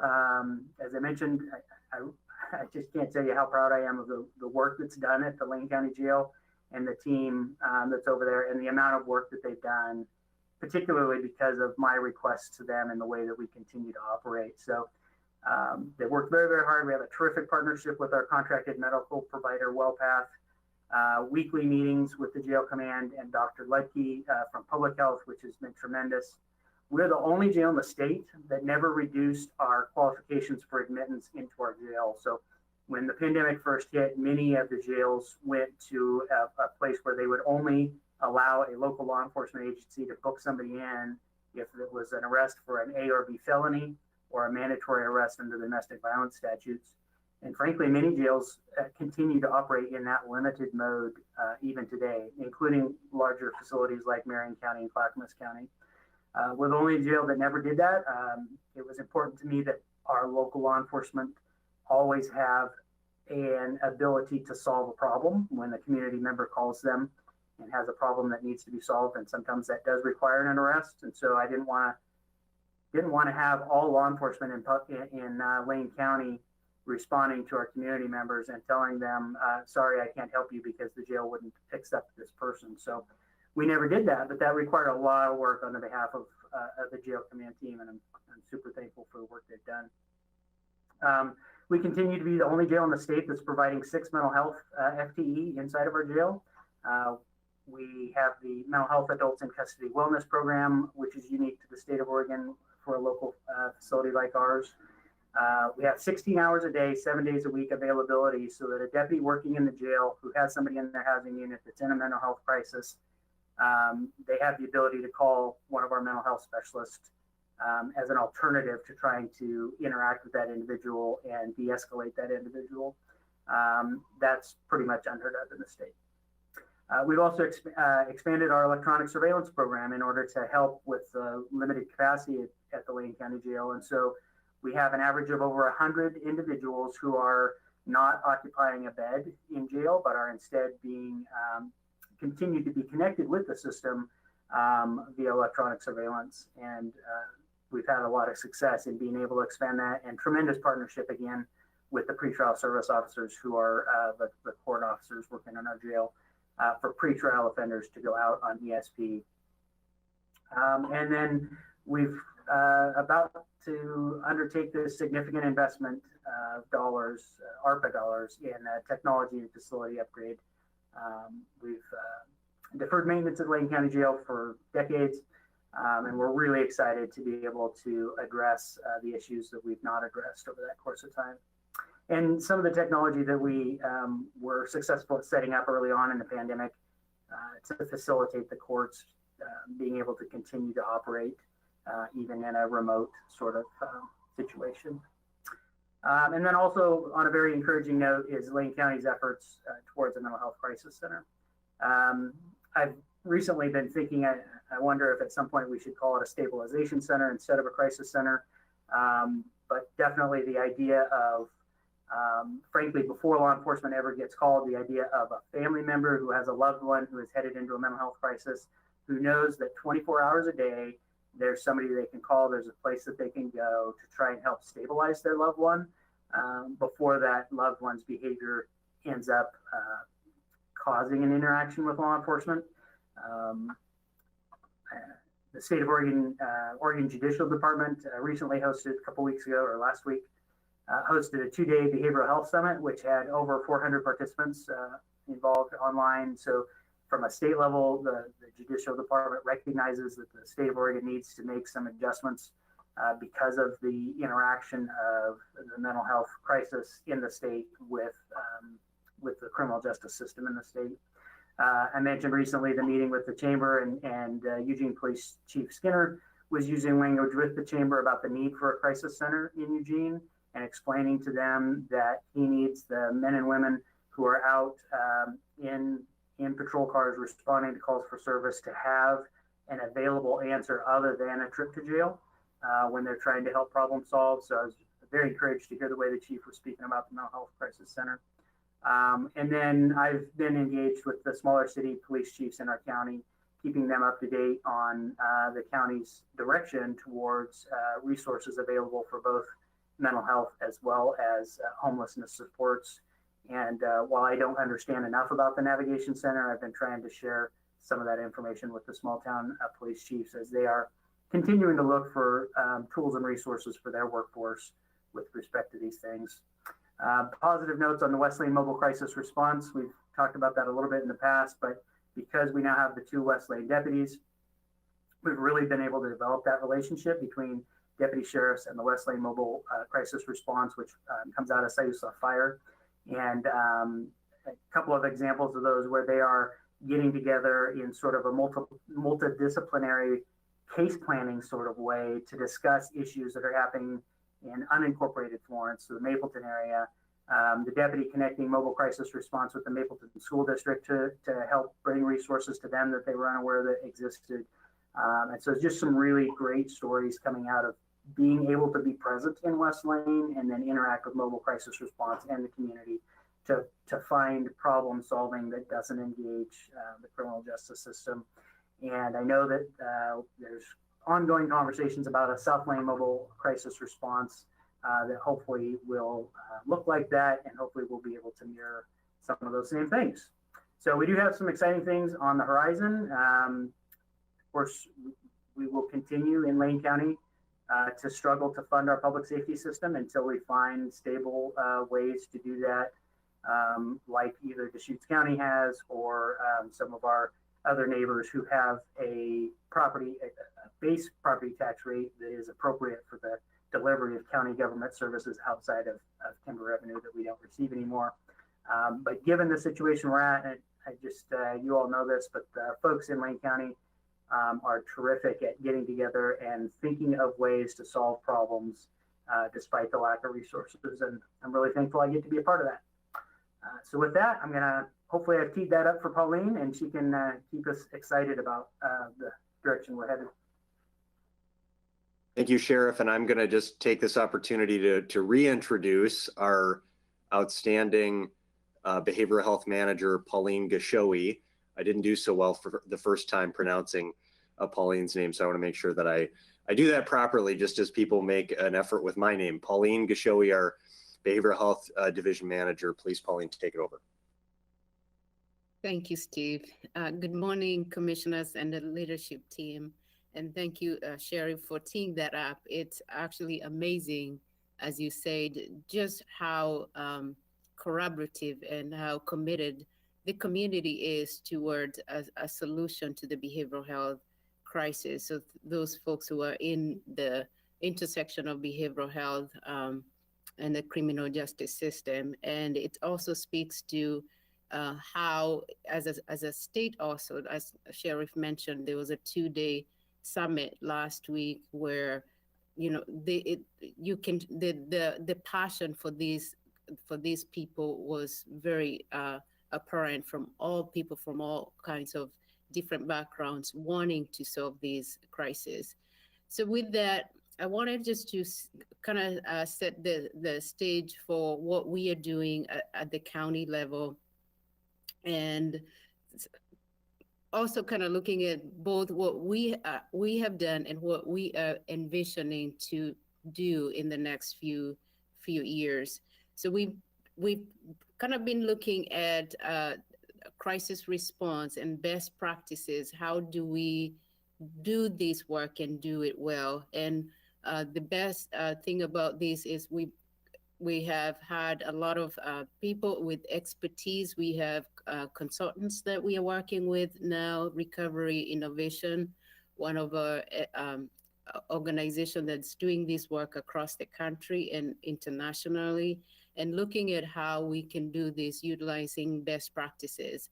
So one of those best practices is the Crisis Now model. It's a SAMHSA model that RI, Recovery Innovation, has partnered to propose and author. So this is now being replicated across the country.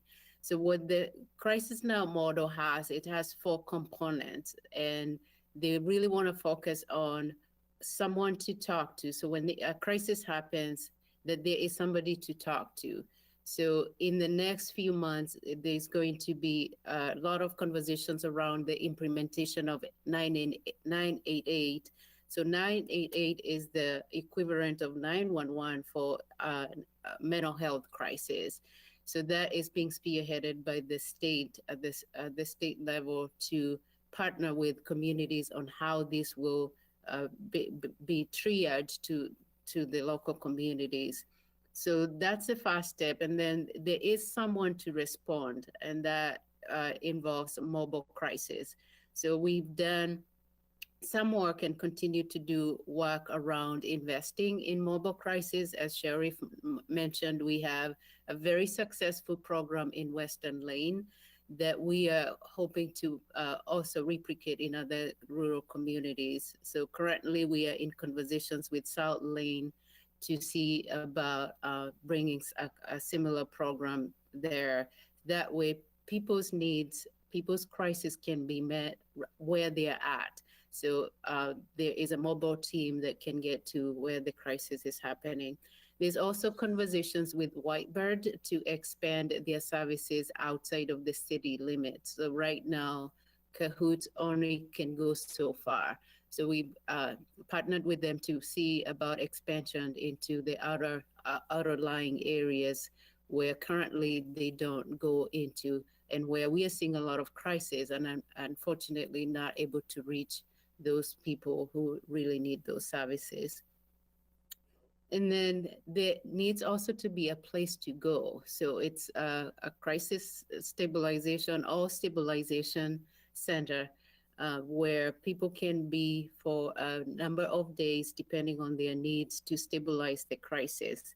And after that, then there is the preventing a future crisis, and that is making sure that there are services in the community, wraparound services that can wrap the person so they are not ending back in crisis. What we are seeing currently is this cyclical where people are in a crisis, they get stabilized, and then they go back to the same place they were in because there are no places for them to go after the crisis. So in terms of resources, we still are struggling. The need is much higher than we can provide, but there are conversations around what we could do to enhance that crisis response. Next slide. So in talking about enhancing the crisis response, we have been having conversations with the Behavioral Health Summit, which is a group that really has been looking at gaps in this intersection of behavioral health and criminal justice, and came up with a plan to look at how to fill these gaps. So we looked at several models, other models in the country, and were intrigued by one that is out of Minnesota, the Yellow Line Project, and have since has since implemented two behavioral health staff at the jail. So what we would like to not have people ending at the jail with a mental health crisis. There are times that they will end up in the jail. But what the goal is here is to make sure that they are not languishing in jail, that when they are there, there is plans and conversations and ways to triage them back into services or connecting them to services when they leave jail. So fortunately, we do have those two positions. Currently, we have one filled. We had two, but one left, I think a couple weeks ago. But we are actively recruiting for the second liaison at the jail. We've also implemented a forensic intensive treatment team, and these are mobile staff who are going to be meeting people wherever they're at. Again, with this population, what we have found out is that they are not very trusting of institutions, and they would want nothing to do with the already established institutions. And sometimes it's because, despite good intentions, some of them have been harmed by these institutions, or the institutions are too hard to navigate. So, trying to get mental health services in a complex system is so hard for people, especially when you're in a crisis.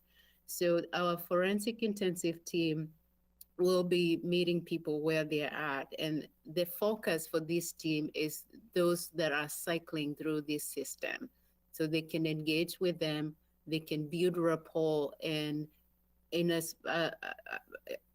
whenever they're able to get them hooked into mental health services, it takes a while to build that trust and rapport, but they will be able to be there and meet with them and provide their needs wherever they're at. We have a few staff currently hired into this team. It's through a grant, the impacts grants through the Criminal Justice Commission. And we're hoping to have a full team, hopefully in the next few months or so. We have started with a few clients already enrolled in the program. I want to say we have about 10 currently that the FEED team is working with and hoping to build up and get to enroll or follow more. I think we were starting with about 30 folks who are higher utilizers of our services. And we've also been looking at stabilization beds and currently have a 10-bed facility that is run by Columbia Care that is more than 23 hours. So that has functioned very well. It opened last year. It is staying very full. There's a need, as you all know, for stabilization beds. So that has been a great addition to our system. And in addition to our Hourglass, that is a 23-hour program. The other one that we are looking at is the Crisis Center or Stabilization Center. I like that better, Sheriff. And this is the next project that we are involved in the very early stages of implementation. We did a presentation last week to the Board of Commissioners on the vision for this center, which is a no wrong door facility that anybody experiencing a mental health distress can be served at the center, not necessarily to receive services there, but what we are hoping for is connections, that they will triage and determine who needs to go where and connect people with services.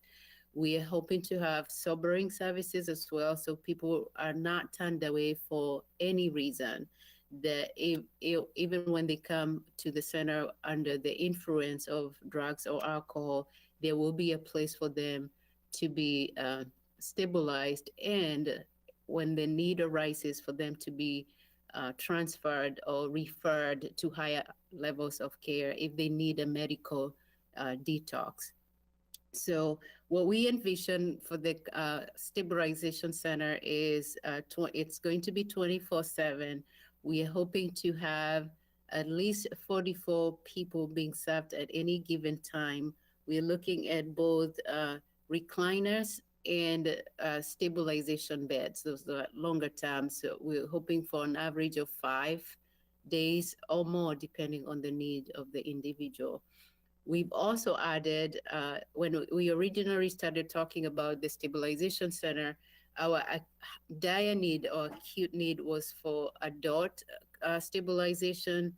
But with COVID, we've also realized that our child system is just in as a dire need, or maybe even more so than our adult system. So we have a child section of the Stabilization Center that will have 12 beds. What I've had lately with the child system is that we are seeing a lot of acuity and kids needing more than just a few days at a group home, or a few more services beyond the crisis stabilization. They are needing psychiatric short stays, which is not available in our community. So the crisis stabilization will be a really huge, significant addition to this system. Next slide. So what some of our challenges as we are looking into this work and expanding or looking at filling the gaps, as Steve mentioned before, is the workforce. So it's workforce across the board, but it seems like we are experiencing workforce issues even more so in healthcare. So currently, we have several positions that we've had posted for months and months with no applications. And of course, that impacts our ability to provide care. So currently, the clinic is close to any enrollments. What we are taking currently are just high-level acuity, just because of the capacity and inability to meet the need due to staffing issues. When we do presentation for this expansion for the Stabilization Center, a lot of the questions that are coming up is, what are you going to do with workforce? We already have challenges, and you're talking about expanding a facility that's looking at probably about 80 staff. Where are you going to get those? And our hope and dream is that we're not going to be in a pandemic when we open our doors with the Crisis Center. And there is also a lot of work being done both locally and at the state level, even at the federal level, to look at ways to recruit and retain workforce. So these efforts in that arena that I am involved with, and a lot of my team members are involved with, to corroborate on ways to engage, attract, retain, and also start looking at ways to grow our own. How do we start with students, even at the high school level, talking to them about this work and engaging them in this work to where they would be interested in being in the field. So a lot of work happening there.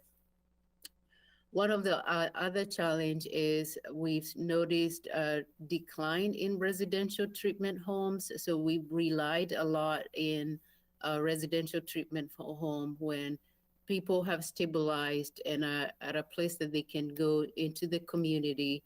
We have historically sent them or placed them in residential treatment homes. Those have continued to decrease in our community.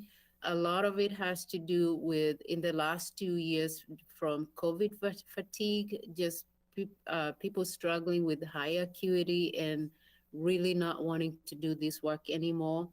There's also changes in rules in statutes that are not conducive to this work. So for example, in the foster care system, where there is a requirement that there is always a staff member at 24 hours if there is a client in the house. For the foster homes, usually they have folks who can be in the home, for a few hours and supervised. But the laws have changed to where they have to be supervised at all times. So for typical small group homes, they are not able to take on extra cost, adding staffing to address that rule. The other challenge that I hear from our residential homes is that the pay rate is not worth being in the business. They're not, most of them keep saying they're losing money doing this work. So we've been working with the state to look at a different way, maybe a different rate model of reimbursing behavioral health treatment homes, because it doesn't seem to be working for residential homes.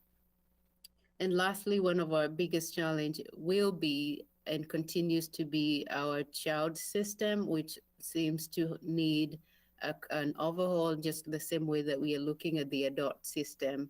So we don't have enough resources for families and children that need it.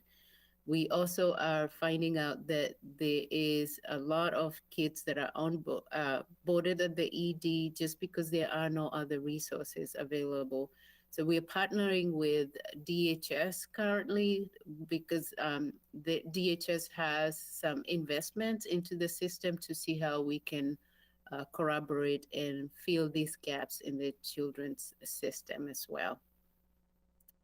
And I'll stop there unless there's any questions, and hopefully Kate can fill in some of the other initiatives around housing.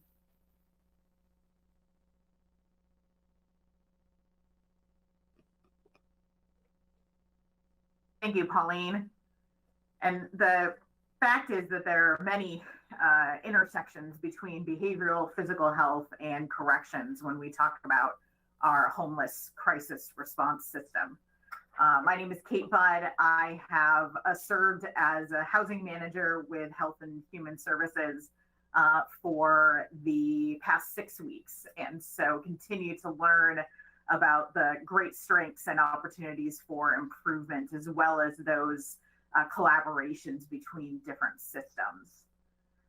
The first slide is a snapshot of our homeless crisis response system at the end of 2021, as well as a comparison to 2019. I chose these dates because, of course, COVID is in the middle. And I had anecdotally heard from many community members that they felt strongly that homelessness was increasing significantly within the community. And this particular snapshot of the number of people on our by name lists who are unhoused, and those 3 top lines actually show that we're not seeing a considerable increase when we compare between 2019 and 2021. Those folks do not represent the same people. We do know that people are, on a daily basis moving into our system because they are unhoused, and also moving out of our system as they become housed either in a temporary or permanent situation.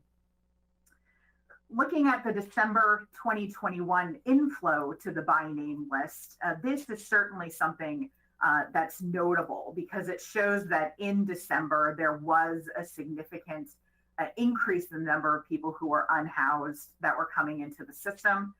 Anecdotally, that could be attributed to the eviction moratorium having been lifted recently, as well as the COVID crisis and Omicron really flaring up some of the challenges that had been tampered down prior. And the fact is that sometimes, folks may have disappeared from the system for a while and then may reappear during severe weather, of which we experienced in December. When we look at the December 2021 outflow from the by name list and compare that to 2019, we also see that there were more people who were moving out of the system. We know that we can't track everyone as far as where they went when they left the system. But when we look at those who moved to permanent housing that we were aware of and look to the next line, we actually saw that fewer people were exiting the system into permanent housing than in 2019. And so that can certainly also be attributed to COVID in some ways, as well as the fact that we know our housing costs has increased quite a bit during the COVID crisis.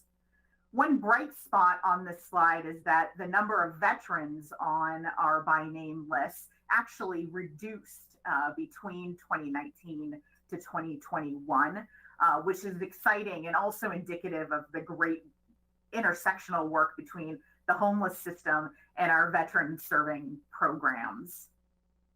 Next slide.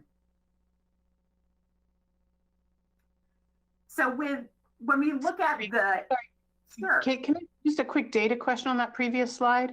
And I don't know if it's my view. I don't see actual numbers. I see percentages, but I don't know how many individuals are represented by each bar. So I don't know if I see the percentage difference year over year, but not how many people are represented. Yes, and it isn't on the slide, but I'd be glad to share that with the numbers included with all of you if you'd like.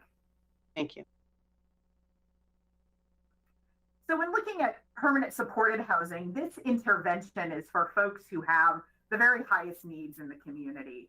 An intensive focus on engagement and connecting people with different systems of care that will help them improve their overall quality of life and reduce their reliance on systems of care in an emergent need. We have really seen increased partnerships related to our permanent supported housing programs across the public and the private sector. Also notable that we have seen an increase in the number of permanent supported housing units in the community. Martin Luther King Commons, of course, is a great example of that, and have very much focused in 2021 and will continue on providing best practice trainings around housing first, permanent supported housing, and other related interventions to our partners. Down on the bottom right indicate examples of the 10 tax strategies that the community adopted and are moving forward as a result of these additional permanent supported housing programs. So FUSE, or the Frequent User Service Engagement Program, is one that we have seen some positive evaluation results from related to the outreach focus. FUSE engages folks who are high system utilizers within the emergency department, jails, or inpatient treatments. And SAMHSA, our funding partner, did an evaluation of FUSE and found that through engagement with the outreach program, there was a reduction in both the number of visits to systems of care as well as the number of days engaged within systems of care. So This is an exciting development, and we also are expecting an evaluation from SAMHSA for the permanent supported housing component of FUSE in the next few months. And so we look forward to bringing that to you as well. And anecdotally, at least, do expect reductions in the utilization of systems of care, similar to the outreach results. More specifically, additional permanent supported housing units that have been developed include MLK Commons, which houses FUSE participants. Within MLK Commons, we anecdotally have seen an increase in client stability, as well as an increase in their engagement in supports to increase their overall social determinants of health. We also have the NEL, which is a 45 studio unit complex that is currently being built and hopefully will open in 2022. Right now, we're looking at how to make sure all the operation costs are going to be covered. And then also Bridges Over Broadway, which currently is being used as a transitional housing facility for wildfire survivors. And in the next year will be rehabbed by Homes for Good once the current residents exit and turned into permanent supported housing, again, for people with high needs in our community. So we're also looking forward to seeing that open in 2023. We are increasingly utilizing motels as shelters in the community, and that certainly is a trend across the nation. Bridges Over Broadway, that transitional housing facility is one example. And then we also have the University Inn and Motel 66, which are currently housing folks who are without a home and have been affected by COVID. Among all those motel facilities, our focus is on transitioning clients out and into permanent housing so that we can transition in new individuals, or like with Bridges Over Broadway, be able to move them into permanent housing. We are also focusing on outreach to those who are unhoused, and a few projects that have developed in the past year include coordinated entry rural outreach through Lane County staff. We also have a Springfield focused outreach team through Carry It Forward, and are in the development phase of a program through Whitebird to provide outreach centered on the city of Eugene. There is also increased capacity that's being created within the emergency shelters.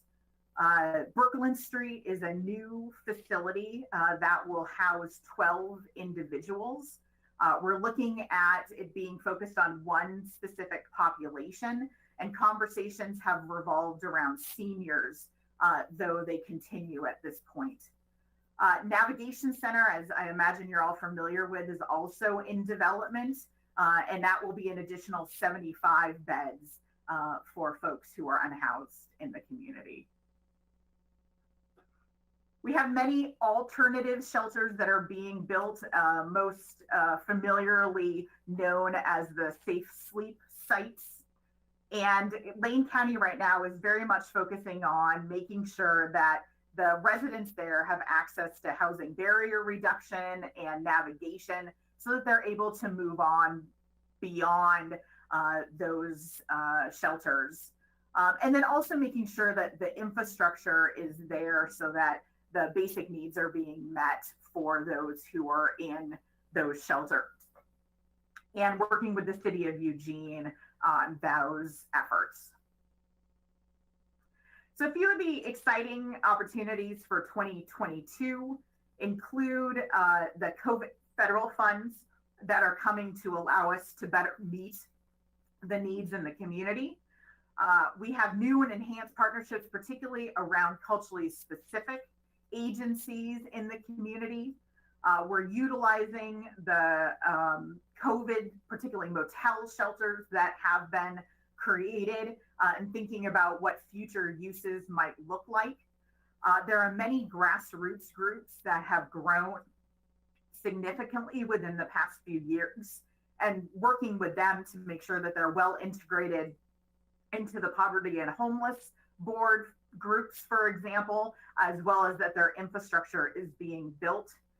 Working very closely to integrate behavioral and physical health supports within all the different programs that exist so that the clients have wraparound supports.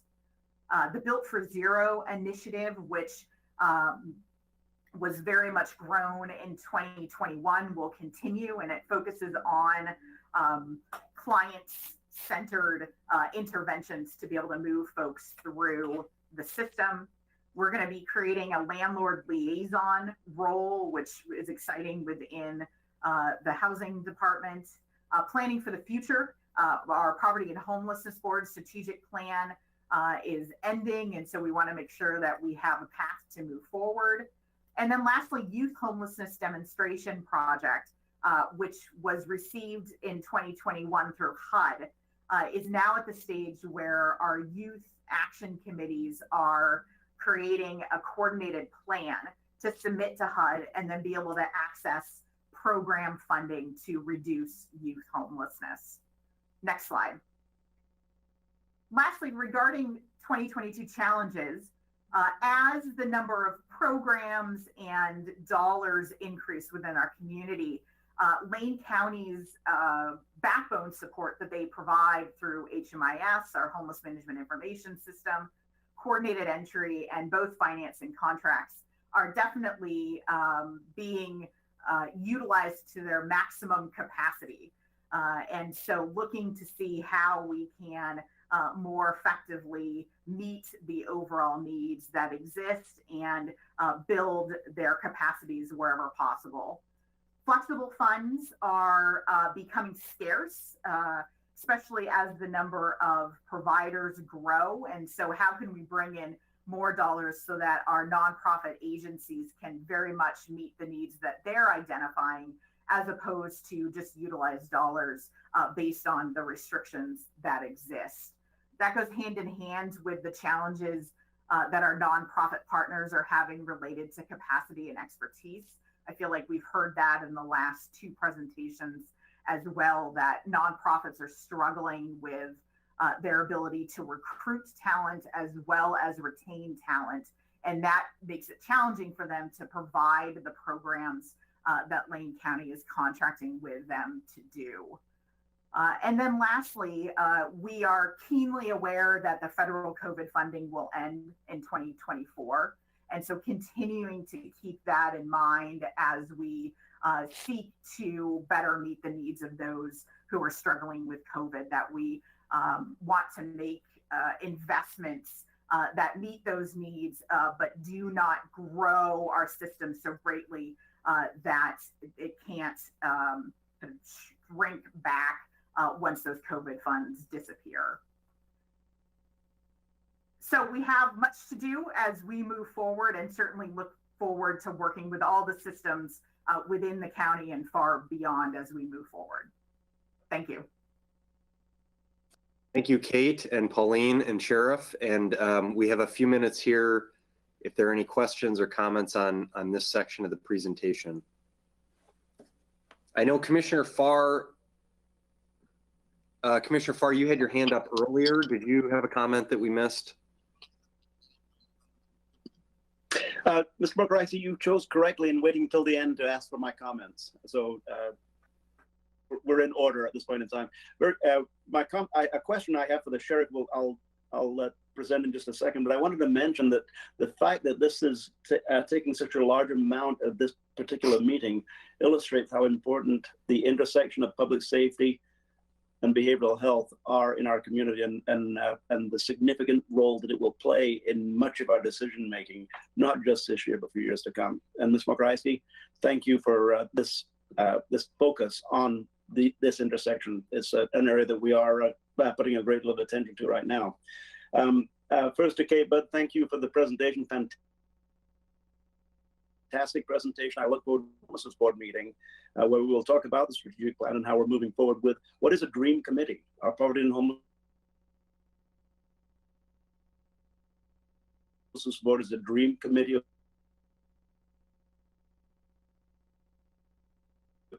by Sheriff Harold and participants that will help move our issues forward. My question and understanding the discussion about the intersection input from the district attorney, who's not a part of the panel for the discussion, but we can get perhaps input from Ms. Perlow at some point subsequent to this. Sheriff, during your presentation, you talked about the jail levy and how that's the significant role that part plays in your budget. Remind me first, when is that jail levy ripe for renewal? And second is, what percentage of your operation does the jail levy actually fund, and what would happen should we lose it? Now that's if you can sum that up in about a 60-second response, Cliff. Yeah, so the levy has to be renewed in 2023 or by fiscal year that begins July 1 of 23. And as for percentage, I hate to give you an actual number because it might be off by a few digits. Can I just say that it's a significant part of our corrections function. The dollars are limited to the corrections function, and our corrections function would be decimated if the levy did not pass. We would see a return back to pre-2013, where we were capacity-based releasing homicide suspects pretrial for lack of capacity at the Lane County Jail. So drastic effects.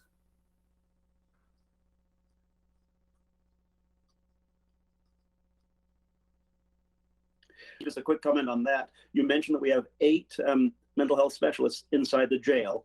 Recently, I've had a number of tours through the jail with elected officials, members of the Chamber of Commerce. Every time people visit, they 6 total, okay, so far, and ongoing. But every person who visits, their eyes are open to significantly how important mental health response is in the jail, and how how large of a part of your mission in the jail is, in effect, addressing mental health issues. The levy funds much of the many of the 8 positions, and our jail, I believe, is the only one in the entire state that has that high proportion of mental health specialists. Correct me if I'm wrong, but Ms. Mokarski, that is the full. I'm out.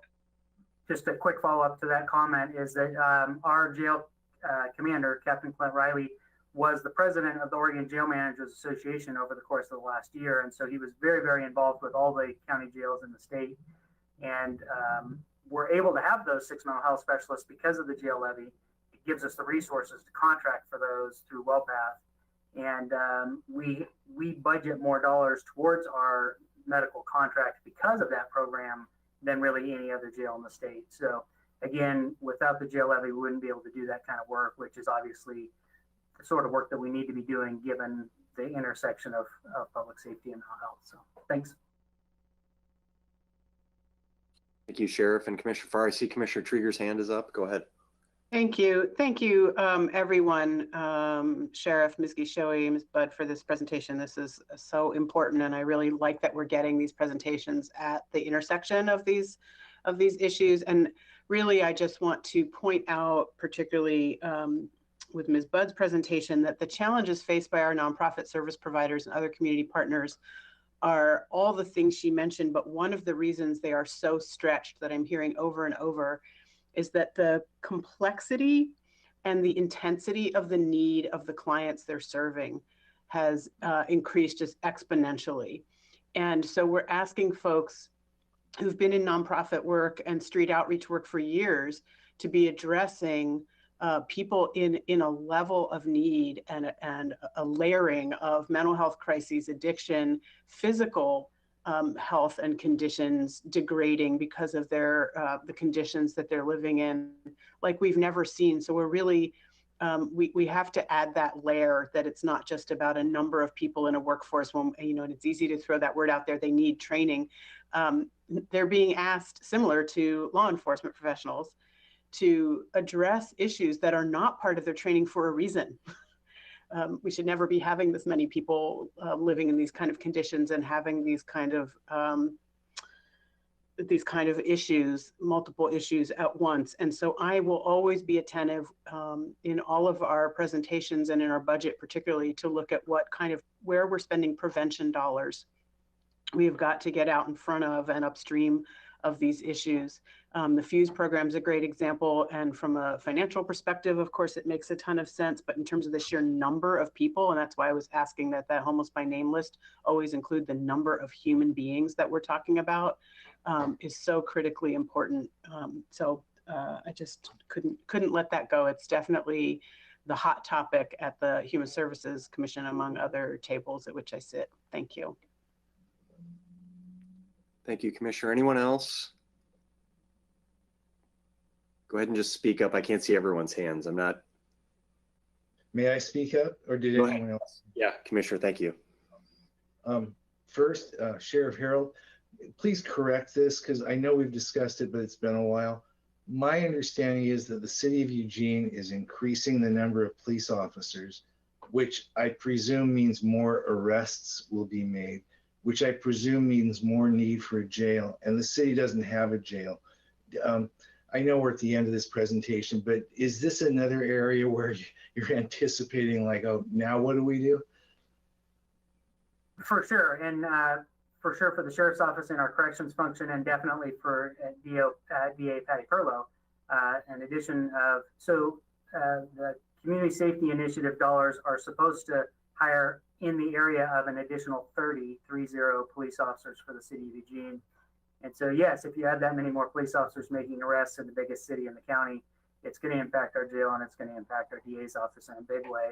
When it comes to the jail, it's sort of interesting in that they'd like to have more jail beds for their municipal court to utilize, but my primary responsibility is to serve the circuit courts. And so if we're using our bed allocation, if we were to use more of our beds to serve the Eugene Municipal Court, then we would have to release more circuit court offenders because of capacity. So we're using the facility as constructed to its maximum. Some other occasion, we'll share with the board some work that we contracted with the DLR group to do.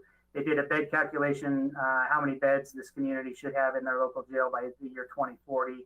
And they did some real high level work on telling us how we could accomplish that with the constraints of the land that Lane County owns around the Lane County Jail. So I won't get into that here, but yes, it's definitely something we got to pay attention to. It's going to have an impact. Again, it's that conversation with the chamber that the system is a system, right, and the system stands outside of the city of Eugene. Thank you. And Mr. Mokrahajski, I'm just going to do this as staccato as I can. I know time is short. Mr. Mokrahajski, I heard Sheriff Harold say we need to re-up the levy in 2023. What does that mean in terms of preparing for the ballot box, and when does that need to be voted on? Well, I could take a stab at that. I think the sheriff also has a lot of experience in this regard. If it depends on if it were to go to the, well, actually, I heard the sheriff say May of 23, given the fact that it expires or needs to take effect before July 1st of 23. So I'm presuming May of 23. So the early part of 2023, I would say about a year from now, at the very least, is when we would likely begin the process with the board as it relates to discussions about language for the ballot and any other coordination efforts. I would imagine that the sheriff will be actively involved well in advance of that, but that would be the general time frame. I think typically the language needs to be approved around February or March for a May election. So that would be just a little over a year from now. Sheriff, you want to add anything to that? No, I think you did great. May of 23 is the target. See, that's you could have had me at May of 23, Mr. Mokrahajski. But I appreciate that, because as we're looking at 2022, right, we have to reverse engineer all of these things so we know when to start moving and how to plan our time. Just really quickly, Ms. Gashohi, if you're there, I know you mentioned expanding Cahoots. I have a dear friend that works in the leadership of Cahoots.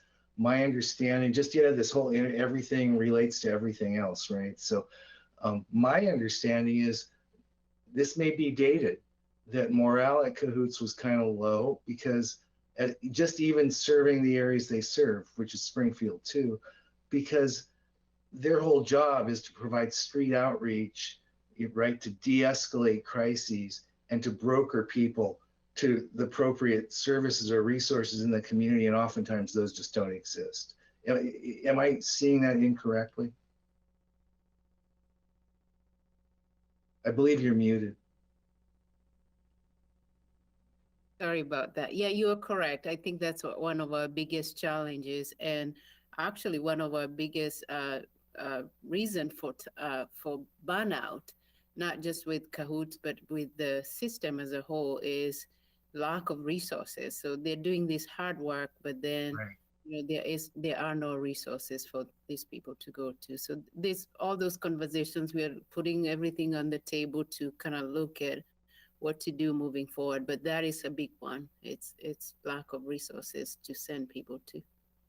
Well, I won't take too much time. All I want to say is, excuse me. All I want to say is that when we talk about these intersections, not just of behavioral and mental health and prison and safety, justice, jail, these are intersections not the likes of which we're used to. These aren't an intersection between 11th and Olive.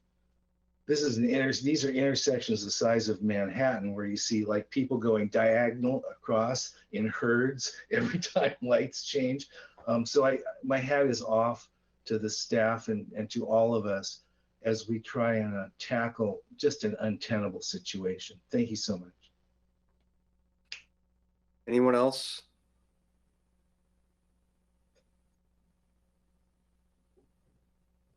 No, go ahead and speak up if anyone else. Otherwise, we'll move on. We have till about 11:30 here. A couple other items to work through. Okay, Christine, will you walk us through the budget status to date? Thanks. Good morning. So not on the slide here, but I did want to touch base, as Steve just mentioned, on the budget status so far this fiscal year. Just to highlight for everyone, Steve mentioned the adopted budget amounts at the beginning of this presentation. We actually have had a couple supplemental budgets since that time. FTE is now over 1,900, and the budget itself is just over $1 billion. That is because of a lot of one-time money coming into the county, the COVID money in particular, the ARPA funds, American Rescue Plan, a lot of money coming through the state, also their ARPA portions, as Alex Kyler mentioned. And so we are seeing our budget grow pretty substantially, a lot of it because of those one-time funds. So we continue to monitor that. We do quarterly financial reports to the Board of Commissioners. Our budgets and our major funds are still trending as expected. We would say our budget status is green. And so we do that piece in addition to this annual budget prep. We're watching the budget as we go through the year. But here I want to focus on the general fund for a few minutes. We focus on this fund because it is the primary operating fund of the county, and it does have the bulk of the discretionary funds that the Board of Commissioners can spend in various service areas as they determine should occur. The revenues within this fund consist of our property tax collections, state shared revenue, timber receipts, or Secure Rural Schools for the BLM land when Secure Rural Schools is renewed, and then some other various local revenue sources. The remaining revenues within it are generated by department activities. So any department that has a budget within the general fund may be doing an activity that generates revenue, such as within the Sheriff's Office or our Deeds and Records division are a couple examples of other revenue coming in. So here on this slide, I also give you a breakdown on a pie chart there, just showing you where that discretionary general fund is allocated in the current budget by service category. Public safety is that largest blue slice. So just over 50% goes to public safety, which includes the Sheriff's Office, youth services, district attorney, justice courts.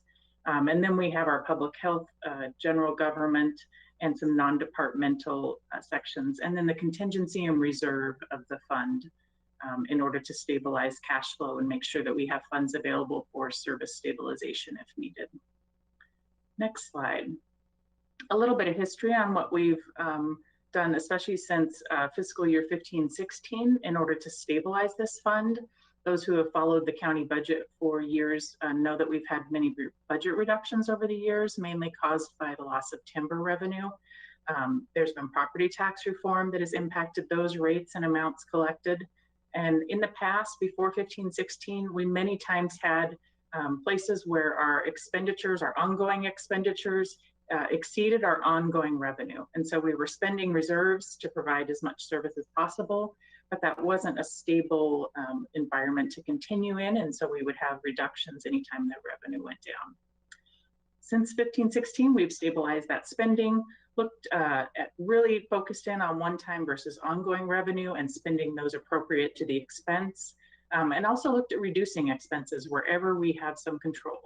So as mentioned earlier in the presentation, we've looked at our PERS to establish side accounts when possible. We've paid down debt, and we've looked at our internal expenses to make sure that we were being as efficient as possible and looking at where we could potentially reduce those. So as we look forward, next slide, to what the general fund is looking like for the next 5 years.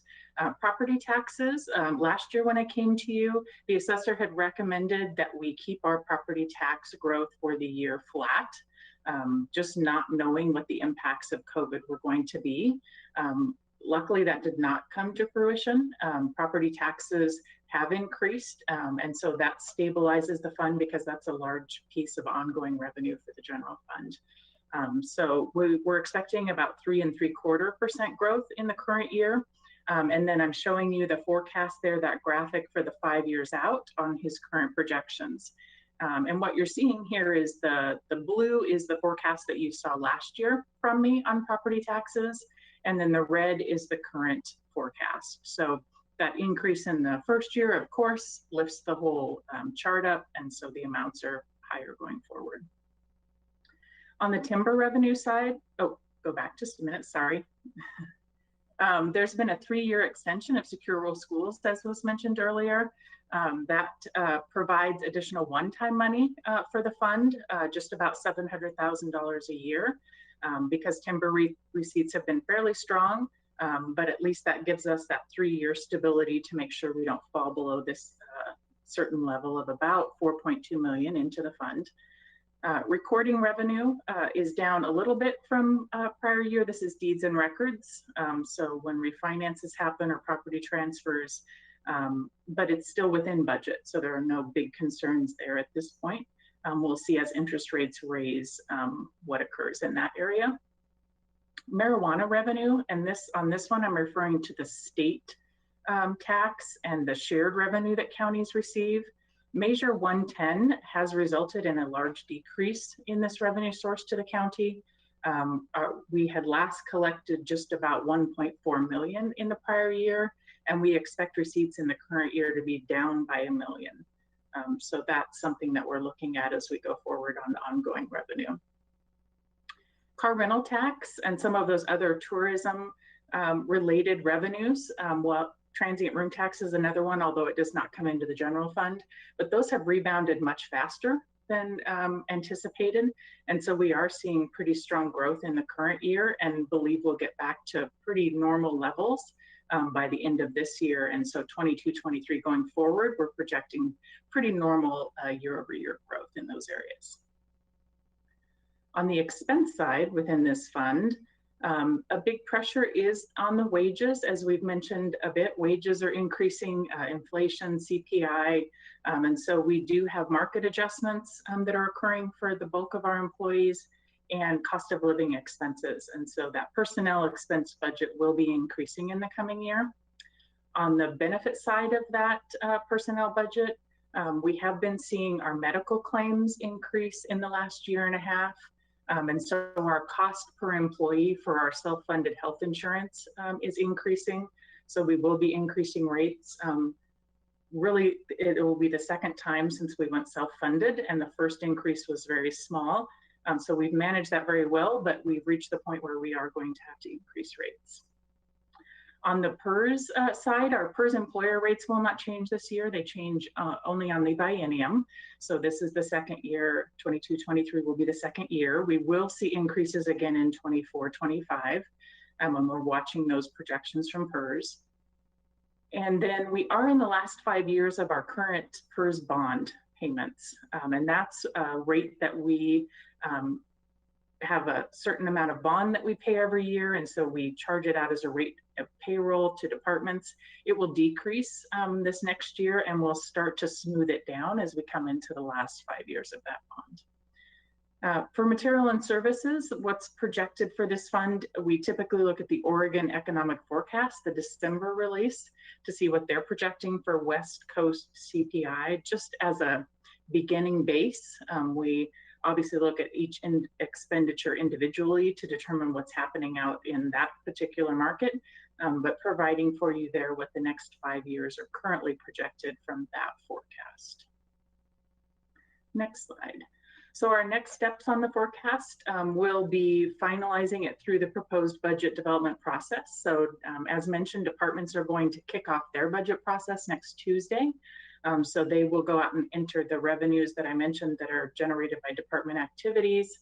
We'll get all the employee records updated and finish that personnel budget. And then we'll have a good idea by the time we meet with Steve in March of where the general fund is projected to be in 22-23. And then we will update the forecast for you before we come in budget committee in May, and we'll provide that update at that time. Next slide. So just going into the budget calendar, and some of this feeds right back into what you heard at the very beginning of the meeting. Today, the kickoff with the leadership team. Next Tuesday, January 18th, departments will start working. In February, departments will submit the budget to the budget office. We'll have those county administrator meetings, presentations, or preparation, sorry, of the proposed budget will occur in April, and that will be typically published and out on our website by the last week of April. We publish it at the time we give it to the budget committee about 1 week before the meetings start. And May and June will be budget committee meetings and the board's approval and adoption. So this would be our proposed initial budget direction. We obviously have more details for departments, but these are some higher level things. It's typically county practice and policy that in our personnel budgets that we're developing, that we include anything that has been approved by the Board of Commissioners. But other than that, we wait until approval occurs for things like cost of living or market adjustments. We include a vacancy variance in our funds, which means that we know we're not going to have every position filled the entire year. So we want to make sure we account for that when we're building the budget. And so we look at history that's occurring in the fund and then what we might be expecting for the current year coming up in order to make some adjustments there at the beginning. On the benefit rate, I mentioned that we will have a medical rate increase. It'll be 7.5% over current rates internally. That'll go across all. We do have 3 different plans that employees are able to choose from, so it'll go across those plans. Employees do also make an employee contribution to their health insurance, but it is a flat rate. It's not 1%. So there'll be no increase on the employee side. This is talking about our county department rates. Material and services, we'll ask that departments look to that CPI that we see in the Oregon Economic Forecast as their initial guide, the 2.4%. But then we'll be looking, as I mentioned, at each individual account to determine what's occurring in those areas. So our goals for the year will be much the same that you've seen before. We do want to continue to strive to structurally balance all of our funds. That's going to provide us with that stability going forward. If we're making sure that our ongoing operating expenses are funded with ongoing operating revenue and not one-time funds. We will highlight anywhere that might occur for things like the holiday farm fire recovery and pieces where we've specifically strategically decided to spend some one-time funds for a few years, but those are really things that won't continue past the few-year time period. We'll continue to maintain all of our reserves according to policy, which is at least 20% in the general fund, maintain current service levels, And then we're really, as I mentioned, we have a lot of one-time money coming into the budget. And so we're really focused on what we can do in the short term to make sure we stay stable in the long term. So making sure we keep that eye on the structural balance and planning for when those one-time funds eventually end. And that is the update on the budget piece. If there's any questions, I'm not seeing any hands. I will turn it back over to Steve Mokrahysky to wrap us up then. So that's everything we have for you. And we have a few minutes if there are questions or comments from commissioners or anyone else that's here. We've thrown a lot of information at you. Again, this is the kickoff to this process. We wanted to highlight some of the areas of focus. And so that's what you've heard from us today are things that we're thinking about, things that we believe are going to be challenges and opportunities as we move forward.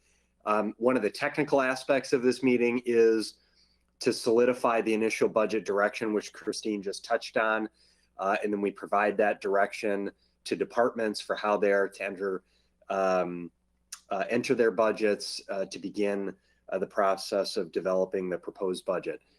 So I think I'll stop there and just ask first if there are commissioners that did we miss anything? Is there any significant priorities or focus areas that you would like to call our attention to, or any other comments that you'd like to make?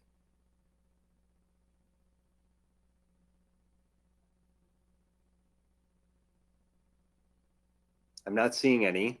And Commissioner Burney is the only commissioner I don't see. I see Commissioner Farr's hand up. Well,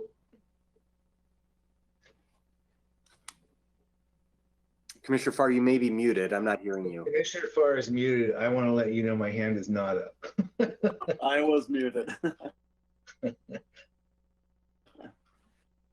We'll adjourn this meeting just procedurally, Mr. Mokrahysky. And once again, this is not a Board of Commissioners meeting. It is an information meeting. Okay, so I don't see any other discussion. Thank you, everyone, for your time, and look forward to the process ahead. And Chair, I'll turn it back over to you if there's anything else you want to add, or otherwise we'll end the meeting. There is no business of the Board of County Commissioners, so without further ado, we are adjourned. Thanks, everyone.